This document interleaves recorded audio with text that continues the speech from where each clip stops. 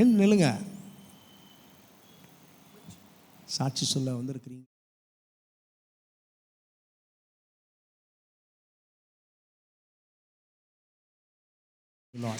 Glory to God. இப்பொழுதும் அன்பு சொல்லுங்கள்.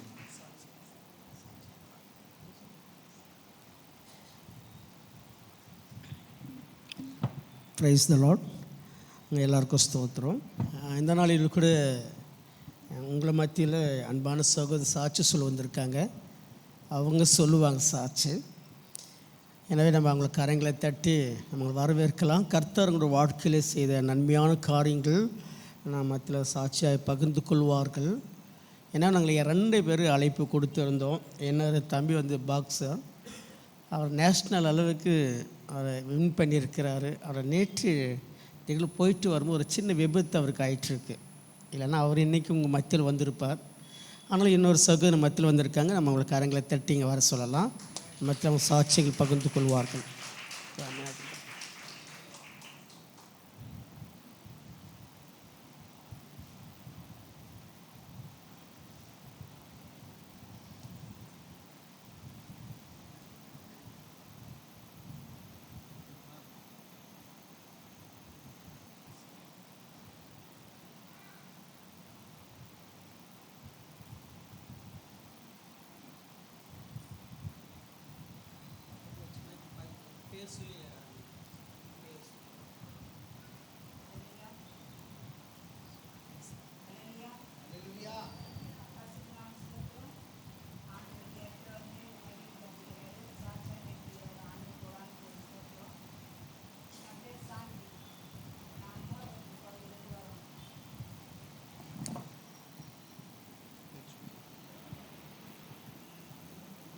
அல்லேலூயா.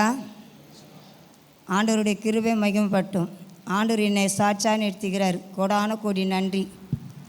நான் கஷ்டப்பட்டுக்கிறேன். என் வாழ்க்கையில் ரொம்ப அதிகம் கஷ்டம். இந்த கஷ்டத்தெல்லாம் சொல்கிறதுக்கு ஆள் இல்லாத இருந்தாங்க. சத்திய வார்த்தை சொல்கிறதுக்கு ஆள் இல்லாத இருந்தாங்க. கஷ்டம் வருது, அது என்னன்னு தெரியாது எங்களுக்கு. அப்போ கம்மு வீட்டுலேருந்து ஐயா வந்தார்.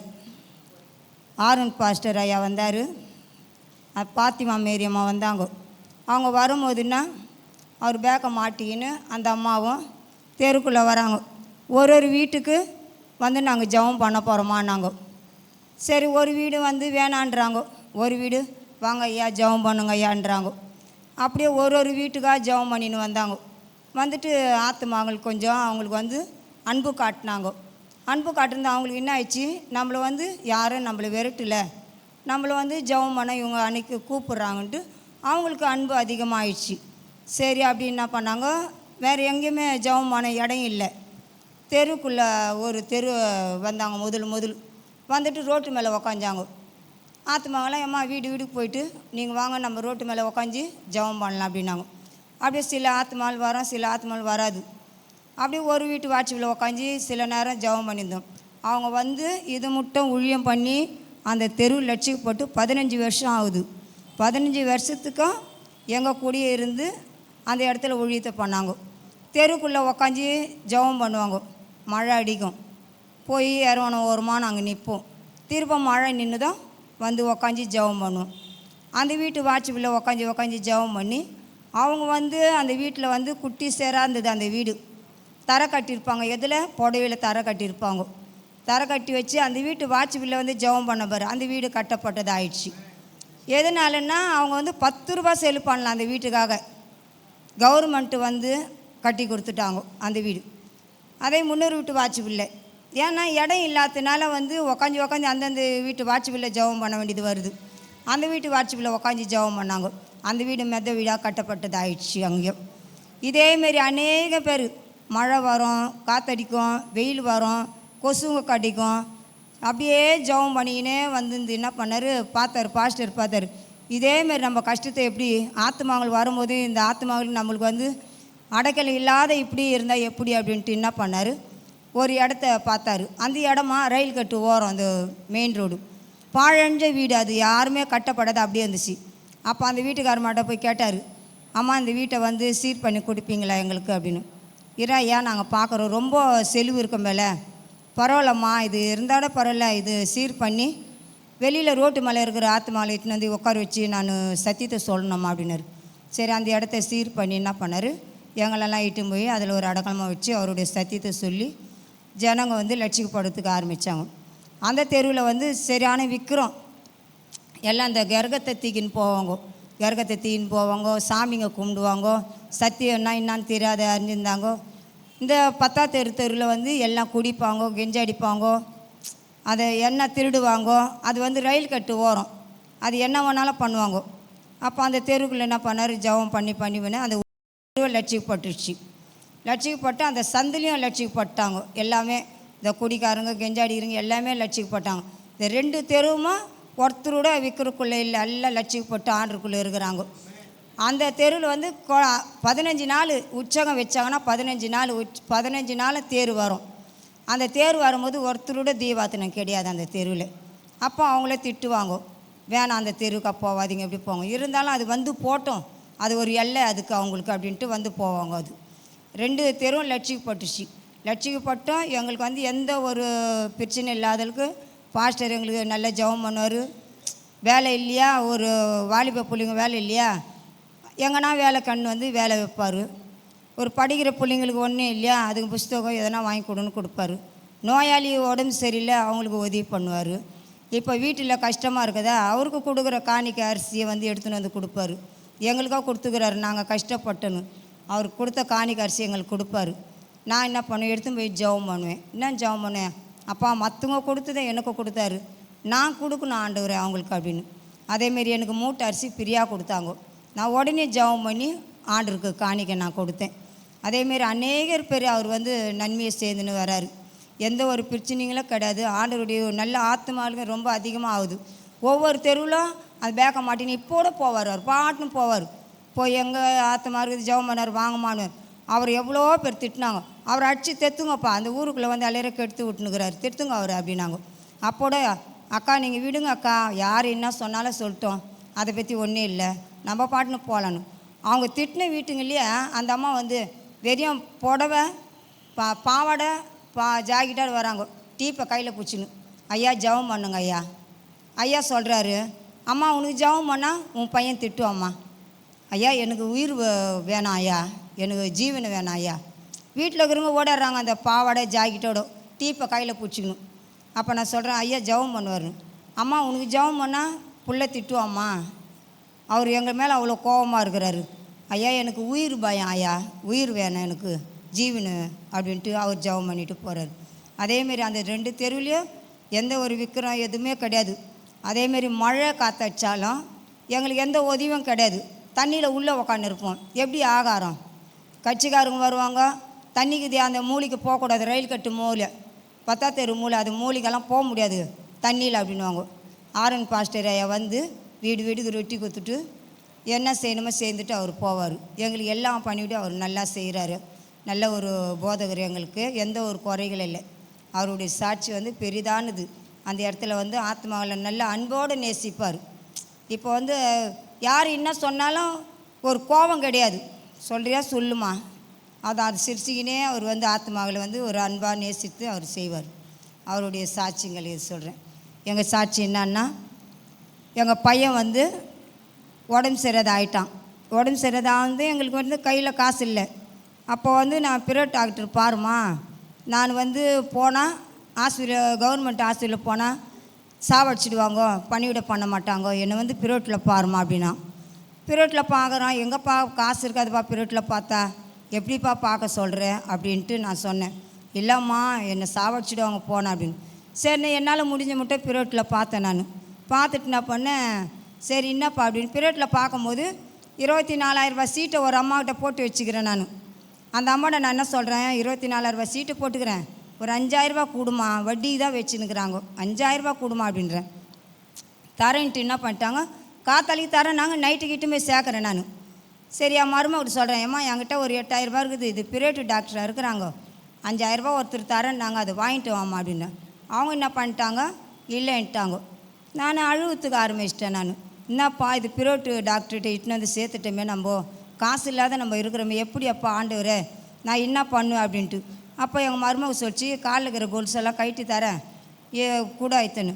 சரி இந்த ஒரு நாள்லேயே நம்மளுக்கு இவ்வளோ காசு ஆயிடுச்சு, நம்ம வீட்டுக்கு போயிடலான்ட்டு இட்டுன்னு வந்துட்டு இது கவர்மெண்ட் ஆஸ்பத்திரியும் பார்க்கல. ஒரு நாள் என்ன பண்ணேன், நான் இப்படியே வச்சுருந்தேன் எப்படிப்பான்ட்டு நான் ஒட்டாரமாக கவர்மெண்ட் ஆஸ்பத்திரி இட்டுன்னு போயிட்டு இந்த வெள்ளிக்கிழமை இட்டுன்னு போகிறேன். அடுத்த வெள்ளிக்கிழமையில என் பிள்ளை சேர்த்துட்டான்ட்டு இட்டுன்னு வந்துட்டேன். நான் 24 வயசு பிள்ளை. எனக்கு இதெல்லாம் மனசு கஷ்டம். மனுஷன் வந்து அன்பு இருக்குது, அன்பு இருந்தும் நல்லா பார்க்குறாங்க, உதவி பண்ண நம்மளுக்கு ஆள் இல்லையே. ஒரு பணம் காசு மனுஷெல்லாம் என்ன பண்ணுறாங்க, இப்போ அது ஆண்டு பிள்ளைங்கிட்ட அன்பு இருக்குது. நீங்கள் என்ன பண்ணீங்க, ஒரு கஷ்டப்பட்டால் நீங்கள் கொடுப்பீங்க. அந்த விக்ரம் பிள்ளைங்கிட்ட இருக்கம்மா வட்டி 15 காசு வட்டி தரியா, 10 ரூபா வட்டி தரியா, அப்படி தான் அவங்களுடைய குறிக்கோள். சம்பாதிக்கணும், ஜீவன் போகிறது அது என்னன்னு அவங்களுக்கு தெரியாது. அவங்களுக்கு நான் என்ன பண்ணேன், சரி எடுத்துன்னு வந்து எல்லாம் சேர்ந்துட்டேன். இதே எனக்கு யோசனை ரொம்ப, என்னப்பா பணம் இல்லாத ஒரு ஜீவன் போகுதுன்னா எப்படிப்பா இது. ஆண்டர்கிட்ட அதிகாலை வேலையில் ஜெபம் பண்ணால் ஆண்டவர் கேட்பாருன்னு சொன்னாங்க.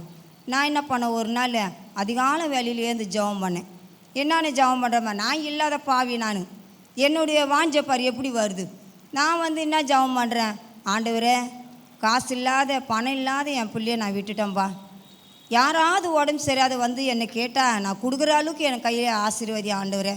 என் கையில் பணம் காசு இருக்குன்னு ஆண்டவரே, நான் கொடுக்கணும், அவங்க கேட்கும் போது நான் கொடுக்கணும். அப்பா எனக்கு அந்தமாரி கொடுங்க ஆண்டவரே. நான் இன்றைக்கி பணம் இல்லாத என் பிள்ளையை விட்டுட்டேன்னு யாராவது என்னால் முடிஞ்சதை நான் அவங்களுக்கு கொடுக்கணும் அப்படின்ட்டு நான் ஜெபம் அதிகால வேலையில் ஜெபம் பண்ணுறேன். ஆண்டவர் கேட்பார் அதிகார வேலையிலன்னு நம்மளுக்கு தெரியாது. இவங்க சொல்கிறாங்களே, பாஸ்டருங்க சொல்கிறாங்களேன்ட்டு நானும் யதார்த்தமாக நான் வச்சேன். நான் அதிகால வேலையில் ஜெபம் பண்ணிவிட்டு நான் என்ன பண்ணுறேன், 6 மணிக்கு வெளியில் வரேன். 6 மணிக்கு வந்து அடுப்பை பற்ற வைக்கலான்னு வெறும் எடுக்கிறேன். ஒரு அம்மா ஓடிடுறாங்க, 10ஆம் தெரு ரயில் கட்டு ஓடுது. அக்கா உங்கள்கிட்ட தாங்க வந்தேன் நான் அப்படின்னாங்க. என்னம்மா அப்படின்னேன். அக்கா காசு இருந்தால் கொடுங்கக்கா அப்படின்றாங்க. நாய்க்கு ரயில் கட்டு மேலே போச்சு, அடிபட்டுச்சு அக்கா நாய், நான் கழுத்தி வச்சுக்கிறேன், ரத்தம் ஊற்றுது அக்கான்னு. மனுஷாளுக்கு வரல, ஆண்டவர் பார் எப்படி எனக்கு சோதனை பார். மனுஷாளுக்கு வந்து மனுஷாளுக்கு வேணுனேன், அதுவும் ஒரு ஜீவன் தானே. உடனே என்ன பண்ணுறாரு, அக்கா உங்கள்கிட்ட வந்தேங்க, துட்டு இந்த 200 கொடுங்க அக்கா, நாய் அடிப்பட்டு ரயில் கட்டு மேலே இருக்குதாக்கா அப்படின்னா. என்கிட்ட ஒரு ரூபாயும் இல்லை. நான் ஏன் சாப்பாண்டு அப்பயே நான் பேசுகிறேன், என்னப்பா தேவத்தான் அதிகால வேலை ஜெபம் பண்ணிட்டு வந்தேன், இவ்வளோ சீக்கிரம் எனக்கு உடம்பு சரியில்லைன்னு வந்து கேட்குறாங்களே, எப்படிப்பா இது என்ன சோதிக்கிறியா என்ன, என்கிட்ட ஒரு ரூபாய் இல்லைன்னு. உடனே என் மனசில் பேசினேன். ஒடிஞ்சு போன மூக்குத்தி திருவாணி கம்பளுங்க இருந்துச்சு பீரோவில், அதை எடுத்து கையில் கொடுத்து, இந்தாம்மா இது வச்சு நீ நாயை பார்த்துக்கோ அப்படின்னு. ஆண்டவர் என்ன நம்ம சொல்கிறோம், நம்ம என்ன சொல்கிறோமோ அது ஆண்டவர் நம்மளுக்கு செய்கிறாரு, நம்மளுக்கு எல்லா நன்மைகளும் செய்கிறாரு. இருந்தாலும் வந்து நம்மளுக்கு வந்து நம்ம உதவி இல்லாத இந்த விற்கிறோம் கும்புறோம் உதவி இல்லாத இருக்கிறாங்க. ஆண்டவர் பிள்ளைங்க ஒரு சின்ன பிள்ளைங்களோட லட்சிக்கப்பட்டால் அது வந்து ஒடினு நம்ம அதுங்க இறக்க குணம் இருக்குது. இப்போ நம்ம அது போகிறோம் 10 நாள் 40 நாள் போகிறாங்க கோயிலுக்கு போகிறாங்க. 40 நாள் கோயிலுக்கு போகிறாங்க, சாமி தொட்டு கும்பிட்றாங்க, காலை தொட்டு கும்பிட்றாங்க. சாமிப்பா இப்பா இந்த பதார்த்தம் சாப்பிடு, இது சாப்பிடு, இலையில் சாப்பிடு, தட்டில் சாப்பிடு அப்படின்றாங்க. இந்த 40 நாளுக்கு போயிட்டு வந்தது என்ன பண்ணுறாங்க, குடிச்சிட்டு ஒரே சண்டை போடுறாங்க. அப்பா சாமியை எப்படி கும்பிட்றோங்க, டேய் என்னடா போடா போட ஒரே குடிச்சிட்டு தொல்லை பண்ணுற அப்படின்றாங்க. ஆனால் ஆண்டர் பிள்ளைங்கிட்ட அப்படி இருக்குதா, ஆண்டர் பிள்ளைங்கிட்ட அப்படி இல்லை. நம்ம சிலது வந்து குடிக்கிறாங்க, குடித்தாலும் ஆண்டர் பேசுகிறாரு இது செய்து தவறுன்னு. அதோட நான் கேட்பேன், என்ன ஆண்டர் எல்லாம் சாட்சி சொல்லுவாங்க, ஆண்டர் என்கிட்ட பேசினார், ஆண்டர் என்கிட்ட பேசினார். நான் கேட்டேன், என்ன ஆண்டர் இவ்வளோ பேர்கிட்ட பேசுகிறேன், என்கிட்ட பேச மாட்டேறேன்.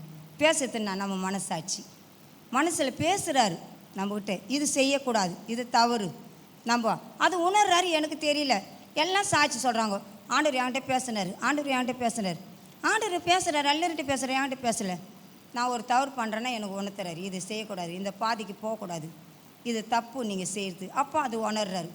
இது வந்து குடிக்காரங்களுக்கு உணர்ந்தால் என்ன ஆகுது அவங்களுக்கு தெரியல. இப்போ ஆண்டருக்குள்ளே போய் சத்தியத்தை சொல்கிறாரு. இப்போ அந்த 10ஆம் தெருவில் எவ்வளோ குடிக்காரு, எவ்வளோ கெஞ்சாடிருங்க. அவங்கள வந்து ஐயா சோத்துறேன் ஐயா ஆர்வன் பாஸ்டர்கிட்ட உக்காடுறாங்க.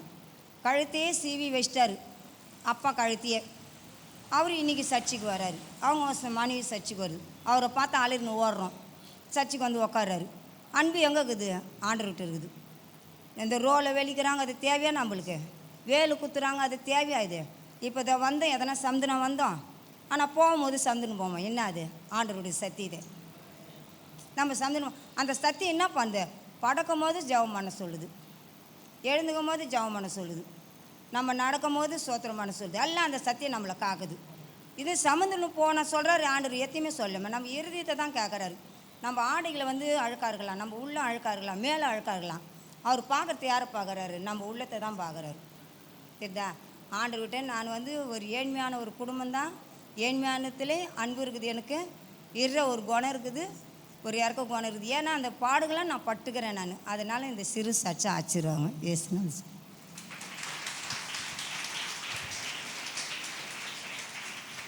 Praise the Lord.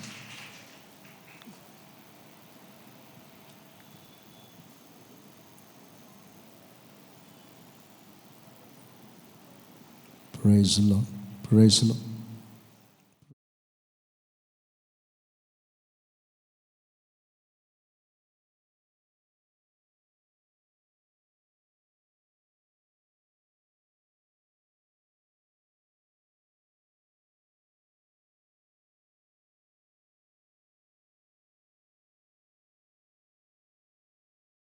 ஏற்கனவே கொடுத்துட்டாங்க, பாதி கொடுத்துட்டாங்க. கத்த நல்லது. அப்படிப்பட்ட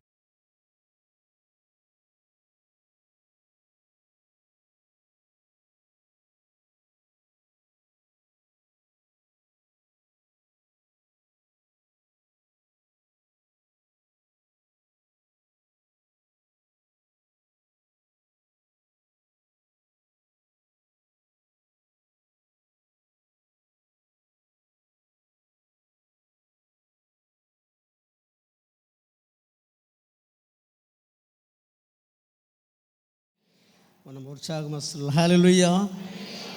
இது கர்த்தர் உண்டு பண்ணின நாள். இந்த நாளில் நம்ம எப்படி இருக்கணுமா? ஆமென். அகமகிழ்ந்து களி கூற வேண்டும். ஹல்லேலூயா. நம்ம மத்தியில் அன்பான சகோதரி அவர்கள் சாட்சி சொன்னார்கள். நீங்கள் அந்த வீடெல்லாம் போய் பார்ப்பீங்கன்னு சொன்னால் ரொம்ப கஷ்டமான ஒரு சூழ்நிலைகள். அவர்கள் இயேசுவை ஏற்றுக்கொண்ட பொழுது அவருடைய வாழ்க்கையில் ஏற்றுக்கொள்வதற்கு முன்பாகவே அறியாமல் என்கிற இருள் வாழ்ந்து கொண்டிருந்தார்கள். அவர்கள் அடிக்கடி சொல்வார்கள், நான் இயேசுவை நன்கு அறிந்திருந்தால் என் கர்த்தர் என் ஜபத்திற்கு பதில் கொடுத்து 24 வயதுள்ள என் மகன் மரித்திருக்க மாட்டான். நான் நன்கு அறியவில்லை. இப்போ நல்லா அறிஞ்சிக்கிட்டேன். நான் தரித்திரத்தில் இருந்தாலும் இன்றைக்கு என் தரித்திரம் இயேசு கிறிஸ்து நாமத்தில் அவர் ஐஸ்வர்யத்தின்படியாக தரித்திரம் ஒழிந்திருக்குன்னு சொல்லியிருக்காங்க. ஹல்லேலூயா. அவங்கள என்ன கிடைச்சாலும் யாருக்காவது ஏதோ கொடுக்கணும்னு நினைக்கிறவங்க.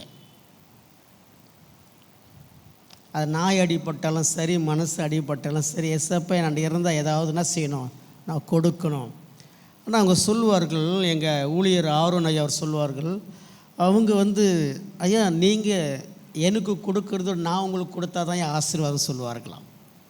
எப்பவுமே வாங்குவதை விட நான் கொடுக்கணும் ஐயான்னு சொல்லி அவர்கள் அந்த ரோட்டு இப்போ இருக்கிற வேலை மற்ற வேலைகள் தான், அவங்க ஹோட்டலில் மற்ற வேலை தான் செய்துட்ருக்காங்க. பெரிய ஃபேக்ட்ரிலேயும் பெரிய கவர்மெண்ட் சர்வெண்ட்டெல்லாம் கிடையாது.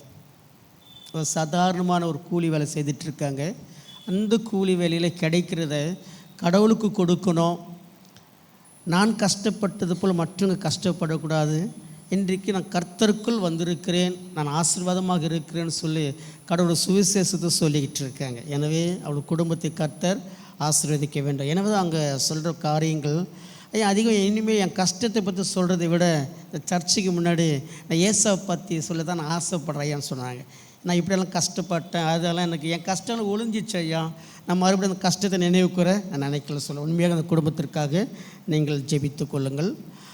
கர்த்தருடைய பெரிதான கிருபையினாலே இந்த நாளிலும் இதோடைய வார்த்தைகள் கொடுக்கும்படியாக இந்த வாய்ப்பை கொடுத்த என் அன்பான ஆண்டவருக்கும் என் அன்பு ஊழியக்கார ஐயா அவர்களுக்கும் நசன இயேசு நாமத்தில் நன்றியை தெரிவித்துக் கொள்கிறேன். கண்களை மூடி ஜெபிக்கலாம். அன்புள்ள பிதாவே, இந்த நன்றியோடு ஸ்தோத்திரிக்கிறோம், நம்ம துதிக்கிறோம். அப்பா, அடியானை மறைத்து நீ பேசுவீராக. பேசுவது நான் அல்ல, நீர் பேசுங்க அப்பா. நீர் பேசினால் எங்கள் அற்புதங்கள் நடக்கும் அப்பா. நீர் பேசினால் அதிசயங்கள் நடக்கும். நீர் பேசினால் மாற்றங்கள் நடக்கும் அப்பா. நீர் பேசுவீராக. இயேசு நாமத்தில் ஜெபிக்க நல்ல பிதாவே, ஆமென். எங்களுடைய கம் ஊழியத்தை குறித்து ஒரு சிலர் நன்கு அறிந்திருக்கலாம், அநேகர்கள் அறியாமல் இருக்கலாம். கம் ஊழியம் 1988ஆம் ஆண்டு இந்த ஊழியம் துவங்கப்பட்டது. ஜூன் மாதம் 1ஆம் தேதியில் ஸ்டீபன் தங்கப்பாய் அவர்கள் மூலியமாக இந்த ஊழியம் துவங்கப்பட்டது. கர்த்தர் அவரோடு பேசி, அவர் யூத் ஃபார் கிரைஸ்டில் இருக்கும் பொழுது கர்த்தர் திட்டவட்டமாக அவரோடு பேசினாராம். அழிந்து போகின்ற குடிசுவை மக்களுக்கு யார் சுவிசேஷம் சொல்லுவது என்று சொல்லி கர்த்தர் அவரோடு பேசினது நிமித்தமாகவே 1988 கம் என்கிற ஊழியம் துவக்கப்பட்டது. கம் என்றால் Christian outreach for mission and evangelism. இது முழுக்க மாநகரத்தில் உள்ள குடிசை பகுதியில் மத்தியிலே இந்த ஊழியங்கள் செய்யப்படுகிறது. இந்த ஊழியம் ஆரம்பித்து 37 ஆண்டுகள் நிறைவு செய்யும்படியாக கர்த்தர் உதவி செய்திருக்கிறார். இந்த ஊழியத்துடைய சிறப்புகள் என்ன என்று சொன்னால், எத்தனையோ நிகழ்வுகள் நடத்துவோம், நிகழ்ச்சிகள் நடத்துவோம், ஒரு ஃபோட்டோ கூட பிடிக்க மாட்டோம். ஸோ எந்த ஃபோட்டோக்கும் அவ்வளோடே கிடையாது. ஸோ ஒவ்வொரு நாளும் பணித்தளத்திற்கு கடந்து போவோம். சென்னையில் மாத்திரம் 50 குடிசை பகுதியில் ஊழியங்கள் செய்து கொண்டிருக்கிறோம். இந்தியா முழுவதுமாக 298 குடிசை பகுதியில் நாங்கள் ஊழியங்கள் செய்து கொண்டு இருக்கிறோம். ஆனால் ஒரு இடங்களில் கூட நடக்கிற இந்த ஊழியத்தை குறித்து எந்த விளம்பரங்களும் கிடையாது. நீங்கள் வானொலியிலும் சரி தொலைக்காட்சியில் கூட பார்ப்பீங்கன்னு சொன்னால் கம் என்கிற விளம்பரத்தை எங்கேயுமே பார்த்துருக்க மாட்டீங்க. எந்த இடத்துல விளம்பரமே கிடையாது. ஏன்னு சொன்னால், இந்த ஊழியம் ஆரம்பிக்கும் பொழுது எங்களுடைய ஃபவுண்டர் அண்ணன் அவர்கள் ஒரு பணித்தளத்திற்கு போகும் பொழுது கஸ்தூரி என்கிற ஒரு சகோதரி ஒரு தவறான வார்த்தைகள்லாம் பேசி, இப்படி தான் ஒருவர்கள் கருத்த புத்தகத்தை கொண்டு வருவார்கள், நம்மை குறித்து ஃபோட்டோஸ் எடுப்பார்கள், அயல் நாட்டிற்கு அனுப்புவார்கள், பணத்தை சம்பாதிப்பார்கள் சொல்லி கேவலமான கெட்ட வார்த்தைகள் போட்டு பேசின நிமித்தமாக அவர் ஒரு முடிவு எடுத்தாராம். ஆண்டவர், நான் இந்த பணித்தளத்திற்கு போகும் பொழுது என்னை கேவலமாக பேசுகிறார்கள், என்னை ஏளனமாய் பேசுகிறார்கள், நான் எதற்காக இந்த பணித்தளத்திற்கு போக வேண்டும் என்று சொல்லி அப்போது ஆண்டவர் அவரோடு பேசினாராம். அவர்கள் என்ன சொன்னார்கள்? எங்களுக்கு கொண்டு ஃபோட்டோ எடுப்பார்கள், வெளிநாட்டுக்கு அனுப்புவார்கள், பணம் சம்பாதிப்பார்கள், இவர்கள் பெரிய பணக்கார ஆகுவார்கள், அப்படி தானே சொன்னார்கள். எனவே இந்த ஊழியத்தில் எந்த விதமான அயல் நாட்டுக்காரர்கள் அழைத்து கொண்டு வரக்கூடாது. பிறகு எந்த நிகழ்ச்சிகள் நடத்தினால் ஒரு ஃபோட்டோஸ் கூட நீங்கள் எடுக்கக்கூடாதுன்னு சொன்னாங்க. அன்றைக்கு அவர் தீர்மானம் பண்ணாராம். ஆண்டவரே, இந்த ஊழியம் நீர் எனக்கு கொடுத்த ஊழியம் அப்பாம், இந்த ஊழியத்தை நாங்கள் ஒரு ஃபோட்டோஸ் கூட நாங்கள் நடத்த மாட்டோம் என்று சொல்லி தீர்மானித்து இன்றைக்கு 37 ஆண்டுகளும் ஒரு ஃபோட்டோஸ் கூட நாங்கள் எடுக்கிறதே கிடையாது. எங்களுக்கு எல்லாமே ப்ரொமோஷன் டைரக்டர் யாருன்னா ஏசப்பா தான். இந்த கம் ஊழியத்தில் 166 மிஷினரி ஃபேமிலிகள் இருக்கிறார்கள். ஒரு மாதத்திற்கு 22 லட்சம் ரூபாய் அந்த மிஷினரிகளுக்கு நாங்கள் சேலரி போல் கொடுக்குறோம். கம் ஊழியத்துக்கு திருச்சபைகள் கிடையாது. போகிற இடங்களில் ஒரு ஃப்ரைட்ஸில் மட்டும் ஆரம்பித்து கடவுளை பற்றி ஆண்டவரை பற்றி சொல்லுவோம். ஆனால் இன்றைக்கு 13 மாநிலத்திலும் 37 பட்டணங்களிலும் உள்ள 298 குடிசை பகுதியில் இந்த ஊழியங்கள் நடந்து கொண்டு இருக்கிறது. ஆனால் எனக்கு ஒவ்வொரு மாதம் தேவைகள் தாவீது சொல்கிற விதமாக, எனக்கு ஒத்தாசை வரும் பர்வதங்களுக்கு நேராக என் கண்களை ஏறெடுக்கிறேன்னு சொல்கிற வார்த்தைக்கு எனக்கு தான், ஆண்டவரே இந்த கம் ஊழியத்தை ஆரம்பித்தது நீரப்பா, நீரே இந்த ஊழியத்தை நடத்த வேண்டும் என்று சொல்லி இந்நாள் வரை கர்த்தரே இந்த ஊழியத்தை நடத்துகிறார். ஹல்லேலூயா. பணத்திற்காக நாங்கள் யாரையும் போயிட்டு நாடுவது கிடையாது. ஒரு வீட்டுக்கு போயிட்டு கர்த்தர் பேசினார் உங்களை தான் கொடுக்க சொல்லுவதையும் கிடையாது. ஊழியங்களை குறித்து சொல்லுவோம், ஊழியத்தின் தேவைகளை குறித்து மட்டும்தான் சொல்லுவோம். எல்லாவற்றையும் கர்த்தரே அது செயல்பட ஆரம்பிக்கிறார். எனவே இந்த ஊழியத்துடைய தேவைகள் எல்லாவற்றையும் கர்த்தர் சந்திக்கிறார். இன்றைக்கு இந்த ஊழியத்தின் நிமித்தமாக இன்றைக்கு அநேக மக்கள், ஆயிரக்கணக்கான மக்கள் இயேசு சொந்த இரட்சகராக ஏற்றுக்கொண்டு இருக்கிறார்கள். இன்றைக்கு நிறைய பேர் இங்கே டிவிலலாம் நான் குறைச்செல்லாம் நான் பேசலை. நீங்கள் நிறைய டிவிலலாம் நிறைய பேர் நீங்கள் பார்க்கலாம், இந்த அற்புதங்கள் நடந்தது, அதிசயங்கள் நடந்தது. உங்களுக்கு நேரங்கள் கிடைக்கும் என்று சொன்னால் நாங்கள் போகின்ற பணித்தளத்திற்கு வந்து பாருங்கள். கர்த்தர் எப்படிப்பட்ட அற்புதங்கள் செய்திருக்கிறார். இன்றைக்கி அருமையான அம்மா சொன்னார்களே, குடிசை வீடெல்லாம் இன்றைக்கி ஏசாப்பா ஒரு கோபுரமாக வீடுகளை மாற்றி இருக்கிறார் சொல்லிட்டு. உண்மையாக கர்த்தர் இப்படி தான் ஆசீர்வதித்து இருக்கிறார். இன்றைக்கு அநேகர்கள் வாழ்வாதாரம் இல்லாமல் இருக்கிறவர்கள் கர்த்தர் நல்ல ஒரு வாழ்க்கைகள் கொடுத்து இருக்கிறார். இந்த கம் என்கிற ஊழியத்தின் மூலியமாக கர்த்தர் நடத்துவதன் மூலியமாக அநேக அதிசயங்களையும் அற்புதங்களையும் கர்த்தர் செய்து கொண்டே வருகிறார். இன்றைக்கு நிறைய பேர் இன்றைக்கி வாலிப தம்பிகள், வாலிப தங்கைமார்களுக்கு அநேக பிரிந்த குடும்பங்கள் கர்த்தர் இணைக்க முடியாத காரியங்கள் செய்து கொண்டு வருகிறார். இந்த ஊழியத்தின் மூலியமாக ஒரு சிறுசத்துவ பயிற்சி மையங்களும் வைத்திருக்கிறோம். இன்றைக்கி அநேகர்கள் இயேசுக்குள் எப்படி உருவாக்க வேண்டும், எப்படி ஊழியம் செய்யணும் கற்றுக் கொடுக்கிறோம். ஒரு ஃபேமிலி கவுன்சிலிங் வைத்திருக்கிறோம். எப்படியெல்லாம் ஒரு ஃபேமிலியை நடத்தணும், எப்படி ஒரு குடும்பத்தை நடத்தணும் வைத்திருக்கிறோம். ஒரு வாலிபர்கள் எப்படியெல்லாம் வாழ வேண்டும் சொல்லி இப்படிப்பட்ட காரியங்களை வைத்து நாங்கள் நடத்தி கொண்டு இருக்கிறோம். இன்றைக்கு எங்கள் கம்யூனியத்தில் இன்றைக்கி குடிசை பகுதியில் உள்ள பிள்ளைகளை, அப்பா அம்மா இல்லாத பிள்ளைகளை நாங்கள் செலக்ட் பண்ணி இன்றைக்கி ஐஏஎஸ் ஐபிஎஸ்ஸாக நாங்கள் படிக்க வச்சிட்ருக்கிறோம். ஹல்லேலூயா. இன்றைக்கி ஒரு பிள்ளை ஐஏஎஸ் ஆஃபீஸருக்கு படிச்சுட்ருக்கிறான், ஒரு பொண்ணு ஐபிஎஸ்க்கு படிச்சுட்ருக்கான். இன்றைக்கி 4 பிள்ளைகள் இன்றைக்கி லாயர் அட்வொகேட்டுக்காக படிச்சுட்ருக்காங்க. 2 பிள்ளைங்க டாக்டருக்கு நீட் எழுதியிருக்காங்க. இன்றைக்கி ஒன்றுமே எங்களை கிடையாது, ஏசாப்புற வசனத்தை வச்சு மட்டும்தான் செயல்படுத்துகிறோம். கர்த்தரால் ஆகாத காரியங்கள் ஒன்றுமே கிடையாது. இன்றைக்கி அப்படி தான் அப்பா அம்மா இல்லாத பிள்ளைகளை அவங்கள நாங்கள் செலக்ட் பண்ணுறோம். ஐயோ வாழ்வாதாரத்தில் ஒரு முன்னேற்றமே இல்லையே, நான் எப்படி வாழ்வதுன்னு சொல்லி கலங்கி இருக்கிற பிள்ளைகளை தேர்ந்தெடுத்து கர்த்தர் வாழ்வு கொடுப்பார்னு சொல்லி அந்த பிள்ளைகளுக்கு நாங்கள் கல்வியை கொடுக்குறோம். ஏசப்பா உறுதியை பற்றிக்கொள்ளுமா, ஏசப்பனை தைரியமாக பிடிச்சிக்கிட்டேன்னா கர்த்தர் உங்களை நடத்துவார்னு சொல்லி இன்றைக்கி இந்த ஊழியம் இந்தியா முழுவதும் நடைபெற்று கொண்டு இருக்கிறது. பொதுவாக இந்த கிறிஸ்மஸ் நாட்களிலே நாங்கள் இந்த மாதம் 27ஆம் தேதி கிறிஸ்மஸ் ஊழியத்தை நாங்கள் ஆரம்பிக்கிறோம். நவம்பர் 27ஆம் தேதி ஆரம்பித்து டிசம்பர் 24ஆம் தேதி வரை கிறிஸ்மஸ் ஊழியத்தை நடத்துவோம். ஒவ்வொரு பணித்தளத்தில் உள்ள குடிசை பகுதிக்குள் கடந்து சென்று கிறிஸ்மஸ் என்றால் என்ன, இயேசு எதற்காக வந்தார், நாங்கள் வருகிற நோக்கம் என்னன்னு சொல்லி ஒவ்வொரு வீட்டுக்கும் போயிட்டு கிறிஸ்துவ குடும்பத்திற்கு அல்ல, இயேசுவை உறுதியாக ஏற்றுக்கொண்டு ஆலயத்துக்கு போகிற குடும்பத்திற்கு அல்ல, இயேசுவை ஏற்றுக்கொள்ளாமல் இருக்கிற குடும்பத்திற்கும் முஸ்லீமாக இருக்கிற குடும்பத்திற்கும் நாங்கள் ஒவ்வொரு வீட்டுக்கு போயிட்டு ஒரு 4 கிலோ கேக்கு ஒரு ப்ராமிஸ் கடை போய் கொடுப்போம். கிறிஸ்மஸ் நாட்களில் போயிட்டு ஏற்கனவே வீடு செலக்ட் பண்ணுவோம். ஒரு 1000 வீடு இருக்குன்னா ஒரு 300 வீடு நாங்கள் செலக்ட் பண்ணுவோம். அந்த கிறிஸ்மஸ் நாட்களில் வந்து நாங்கள் ஜெபம் பண்ண வரலாமா, ஐயோ வேண்டாம் சார் எங்கள் வீட்டுக்கார் திட்டுவார்னு அதை ரிஜெக்ட் பண்ணுவோம். இப்படி 1000 வீட்டில் ஒரு 300-350 வீடு இருக்கும். ஐயா எங்கள் வீட்டுக்கு ஜெபம் பண்ண வாங்க ஐயான்னு சொல்லுவார்கள். பிறகு அந்த வீட்டில் நாங்கள் டைம் டேபிள் போட்ட பிறகு அந்த வீட்டுக்கு போயிட்டு ஒவ்வொரு மிஷினரிமார்களும் 10 குடும்பத்தை கொடுப்போம்.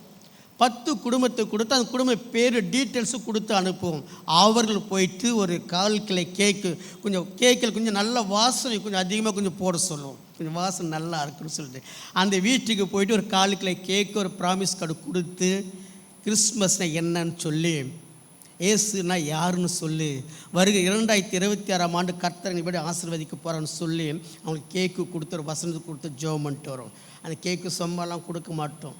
நாங்கள் அந்த லிஸ்ட்டில் பின்னாடி எழுதி வச்சுருப்போம், நான் இயேசுவை ஏற்றுக்கொள்ள தீர்மானிக்கிறேன், நான் ஆலயத்துக்கு போக ஒப்பு கொடுக்கிறேன், நான் ஞானஸ்நானம் எடுக்க நான் ஆயத்தமாக இருக்கும். பின்னாடி நாங்கள் டீட்டெயில்ஸ் எழுதி வச்சுருப்போம். கேக்கு கொடுத்துட்டு அக்கா நீ ஏசப்பா ஏற்றுக்கொள்றீங்களா அக்கா, அண்ணன் நான் இயேசு ஏற்றுக்கொள்கிறேன்னு சொன்னால் அவங்க பேரெல்லாம் நாங்கள் செலக்ட் பண்ணி ஜனவரி பிப்ரவரி மார்ச் 3 மாதம் அவங்களுக்கு ட்ரைனிங்கு கொடுப்போம். ஏப்ரல் மே மாதம் அவங்கள தான் விபிஎஸ்க்கு டீச்சராக கொண்டு வருவோம். இப்படி கர்த்தர் இந்த பெரிதான ஊழியத்தை செய்து கொண்டு இருக்கிறார். ஆனால் அன்றைக்கி கிறிஸ்மஸ் வந்தாலுமே ஊழியத்துக்கள் ஒரு எக்ஸ்பென்ஸ் தான், வரவு கம்மி ஆனால் செலவுகள் அதிகம். இன்றைக்கி 50,000 குடும்பங்கள் இந்த இந்தியா முழுதுமாக நாங்கள் 50,000 குடும்பத்தை சந்திக்க போகிறோம். ஒவ்வொரு குடும்பத்துக்கும் சராசரியாக நாங்கள் 100 ரூபாய் தீர்மானித்திருக்கிறோம். ஆனால் எங்கேருந்து வரப்போதுனால எங்களுக்கு தெரியாது. எங்களுடைய விசுவாசமெல்லாம் காற்றையும் காண மாட்டாய், மழையும் காண மாட்டாய், வாழ்க்கால்கள் தண்ணீரால் நிரப்ப. ஹல்லேலூயா. இப்படி தான் கம்யூனித்த கர்த்தர் நடத்துகிறார். எந்த மனுஷனையும் தேடி போவதில்லை, யாரையும் நாடி போவதில்லை. ஆண்டவரே நீரே பேசும் அப்பா, இந்த ஊழியத்தை தூக்கினவர் நீர்தான், இந்த ஊழியத்தை ஆரம்பித்தவர் நீர்தான், இந்த மக்களை சந்திக்க சொல்வதை நீர்தான், நீர் எங்களோடு இருப்பீர் என்று சொன்னால் நீர் பேசும், நீர் தேவைகளை சந்தியும். இப்படி தான் ஆண்டவர் சந்தித்து கொண்டு வருகிறார். எனவே இந்த ஊழியத்தில் 166 மிஷினரிமார்கள் இருக்கிறார்கள். இன்னும் கூட 30 மிஷினரிமார்களுக்கு எந்த உதவியுமே கிடையாது. ஆனால் உங்கள் திருச்சபையில் அன்பான ஒரு தம்பி சஞ்சயன் ஒரு தம்பிக்கு திருச்சபை மூலியமாக நீங்கள் ஒரு மிஸ்டேக் தாங்கி கொண்டு வருகிறீர்கள். கர்த்தர்களை ஆசீர்வதிப்பாராக.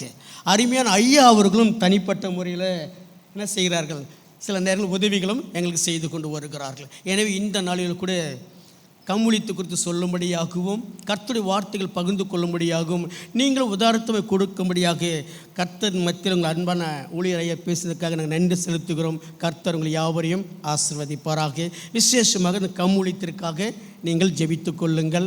நேரங்கள் இருக்கும் என்று சொன்னால் நீங்கள் கம்முழித்தில் பங்கு பெறலாம்.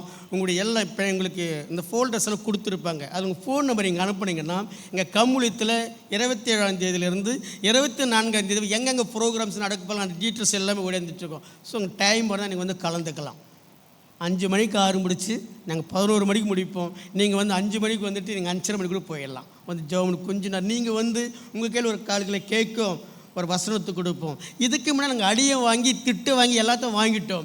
நீங்கள் இப்போலாம் ஏரியாவுக்கு வந்தீங்கன்னா உங்களுக்கு ரெஸ்பெக்ட் கிடைக்கும். அக்கா வாங்க மேடம், ஐயா வாங்க மேடம்னு சொல்லி. இதுக்கு முன்னாடி நாங்கள் ஏரியாவுக்குள்ளே போனால் ஒருத்தர் கூட எங்களை சேர்க்க மாட்டாங்க. காரி உமிவார்கள், காரி துப்புவார்கள், கேவலமாய் பேசுவார்கள். மதம் மாற்றம் பண்ணுவதற்கு இங்கே வந்திருக்கீங்களான்னு சொல்லி இன்றைக்கு எங்களுக்கு ஆதரவை கொடுக்கறது யார் தெரியுமா? கிறிஸ்தவர்கள் அல்ல. இன்றைக்கு இந்த கம்முழித்துக்கு அதிகமாக ஆதரவு கொடுக்குறது RSS, இந்து முன்னணி, முஸ்லீமே தான். ஹல்லேலூயா. நீங்கள் நினச்சிட்டு இருக்கீங்க நாங்கள் நிறைய குரூப்புகள் போகும்போது, நீங்களாம் ஊழியக்காரங்களா, எங்கள் ஊழியக்காரர் சொல்லிட்டாரு உங்களை வீட்டிலே சேர்க்கக்கூடாதுன்னு சொல்லிட்டு. தெரியுமா உங்களுக்கு இப்போ நடக்கிற சுச்சுவேஷன் எல்லாம்? நிறைய கிறிஸ்துவ குடும்பத்தில் இருக்குது. எங்கள் ஊழியக்காரையை சொல்லிட்டாரு நீங்கள் ஜெபம் பண்ணக்கூடாது. ஆனால் எங்களை யார் உள்ளே சேர்க்குறாங்க தெரியுமா? இயேசுவை அறியாதவர்கள், மதம் மாற்றம் என்று சொல்லுகிறார்கள் முஸ்லீம்கள், RSS எங்களை உள்ள சேர்க்குறாங்க. இந்த ஊழியத்துக்கு அதிகமாக உதவி செய்த யார் தெரியுமா? ஐயா நாங்கள் ஒரு வீட்டுக்கு 100 ரூபாய் தானே ஐயா, நான் 4 வீட்டுக்கு கேக்கு வாங்கித்தார சொல்கிறவங்க வந்து RSSகார் தான் சொல்கிறாங்க. ஹல்லேலூயா. ஒரு இந்து முன்னணி தான் சொல்கிறாங்க, ஒரு முஸ்லீம் தான் சொல்கிறாங்க. நான் இந்த ஊழியத்தை பார்த்து சொல்லும்போது ஐயா இப்படிப்பட்ட இயேசுவை இன்றைக்கி நிறைய பேர் மறைமுகமாக இயேசுவை ஏற்றுக்கொண்டு இருக்கிறார்கள். எனவே நீங்களும் இயேசப்பை ஏற்றுக்கொண்டு இருக்கிறீர்கள். ஊழியத்தில் பங்கு பெறுங்கள். உதாரணமாக கொடுக்கிற கர்த்தர் உங்களை ஆசீர்வதிப்பார். எனவே கர்த்தர் பெரிய காரியம் செய்வார். இந்த நாளில் கூட எங்கள் மத்தியில் சில காரியங்களை பகிர்ந்து கொள்ள வார்த்தைகளை ஆசைப்படுகிறேன். இந்த நாளில் எங்கள் மத்தியில் பேச நான் வாஞ்சித்தது, நாம் இயேசுக்குள் நிலைத்திருக்க வேண்டும், நம்ம அவருடைய வார்த்தையில் நிலைத்திருக்க வேண்டும், அவர் அன்பில் நிலைத்திருக்க வேண்டும் சொல்லி தான் நான் ரெடி பண்ணிக்கிட்டே வந்தேன். ஆனால் இங்கே வந்த பிறகு தான் வார்த்தைகளை மாற்றியேன்னா, நான் இங்கே வந்து சில காரியங்களை கர்த்தர் என்னோடு உணர்த்தி கொண்டே இருந்தார். இதை தான் பேசணும்னு சொல்லிட்டு இவர்கள் எனக்குள் நிலைத்திருக்க வேண்டும் என்று பேசுவதற்கு முன்பாகவே கர்த்தர் நான் அவர்களை அறிந்திருக்கேன் என்று சொல்லி பேசும். ஹல்லேலூயா. இயேசுக்குள் நிலைத்திருக்க வேண்டும் என்பதை பேசுவதை விட, அவர் வார்த்தையில் நிலைத்திருப்பதை பேசுவதை விட, அவர் அன்பில் நிலைத்திருப்பதை பேசுவதை விட நீர் பேசும் ஞானம். கர்த்தர் நம்மை அறிந்திருக்கிறார், கர்த்தர் உங்களை அறிந்திருக்கிறார், கர்த்தர் மாறாதவர், கர்த்தர் இருக்கிறார் என்று பேசு. கர்த்தர் நம்மை அறிந்திருக்கிறார் என்று உணர்வுகள் இருந்தால் அவர்கள் என்னில் நிலைத்திருப்பார்கள். கடவுள் என்னை அறியாமல் இருக்கிறார் என்று நினைப்பது நிமித்தம்தான் அவர்கள் என்னை நிலைத்திருப்பதில்லை என்று சொல்லி மாற்றும் என்று சொல்லி பேசினார். எனவே இந்த நாளில் கூட கர்த்தர் நம்மை அறிந்திருக்கிறார், கர்த்தர் எல்லாம் அறிந்தவர். அல்லேலூயா. கர்த்தர் நம்ம அறிந்திருக்கிறாராம், எல்லாவற்றையும் அறிந்தவர்.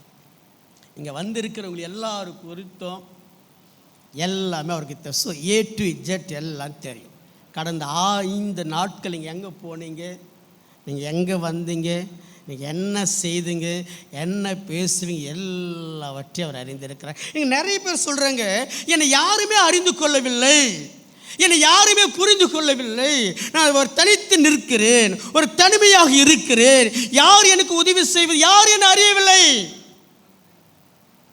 கடவுள் சொல்லுகிறார், நீ போகிற மக்களுக்கு சொல்லு, எனக்கு யாருமே சப்போர்ட் இல்லைன்னு சொல்லிட்டு இருக்காங்க, எனக்கு யாருமே ஆதரவு கொடுக்க நபர்கள் இல்லை என்று சொல்லி கொண்டு இருக்கிறார்கள். அந்த மக்கள் அத்தனை பேரும் வீதிக்கு கொண்டு வா, நடை வீதிக்கு கொண்டு வந்து வானத்தை அண்ணாந்து பார்க்க சொல்.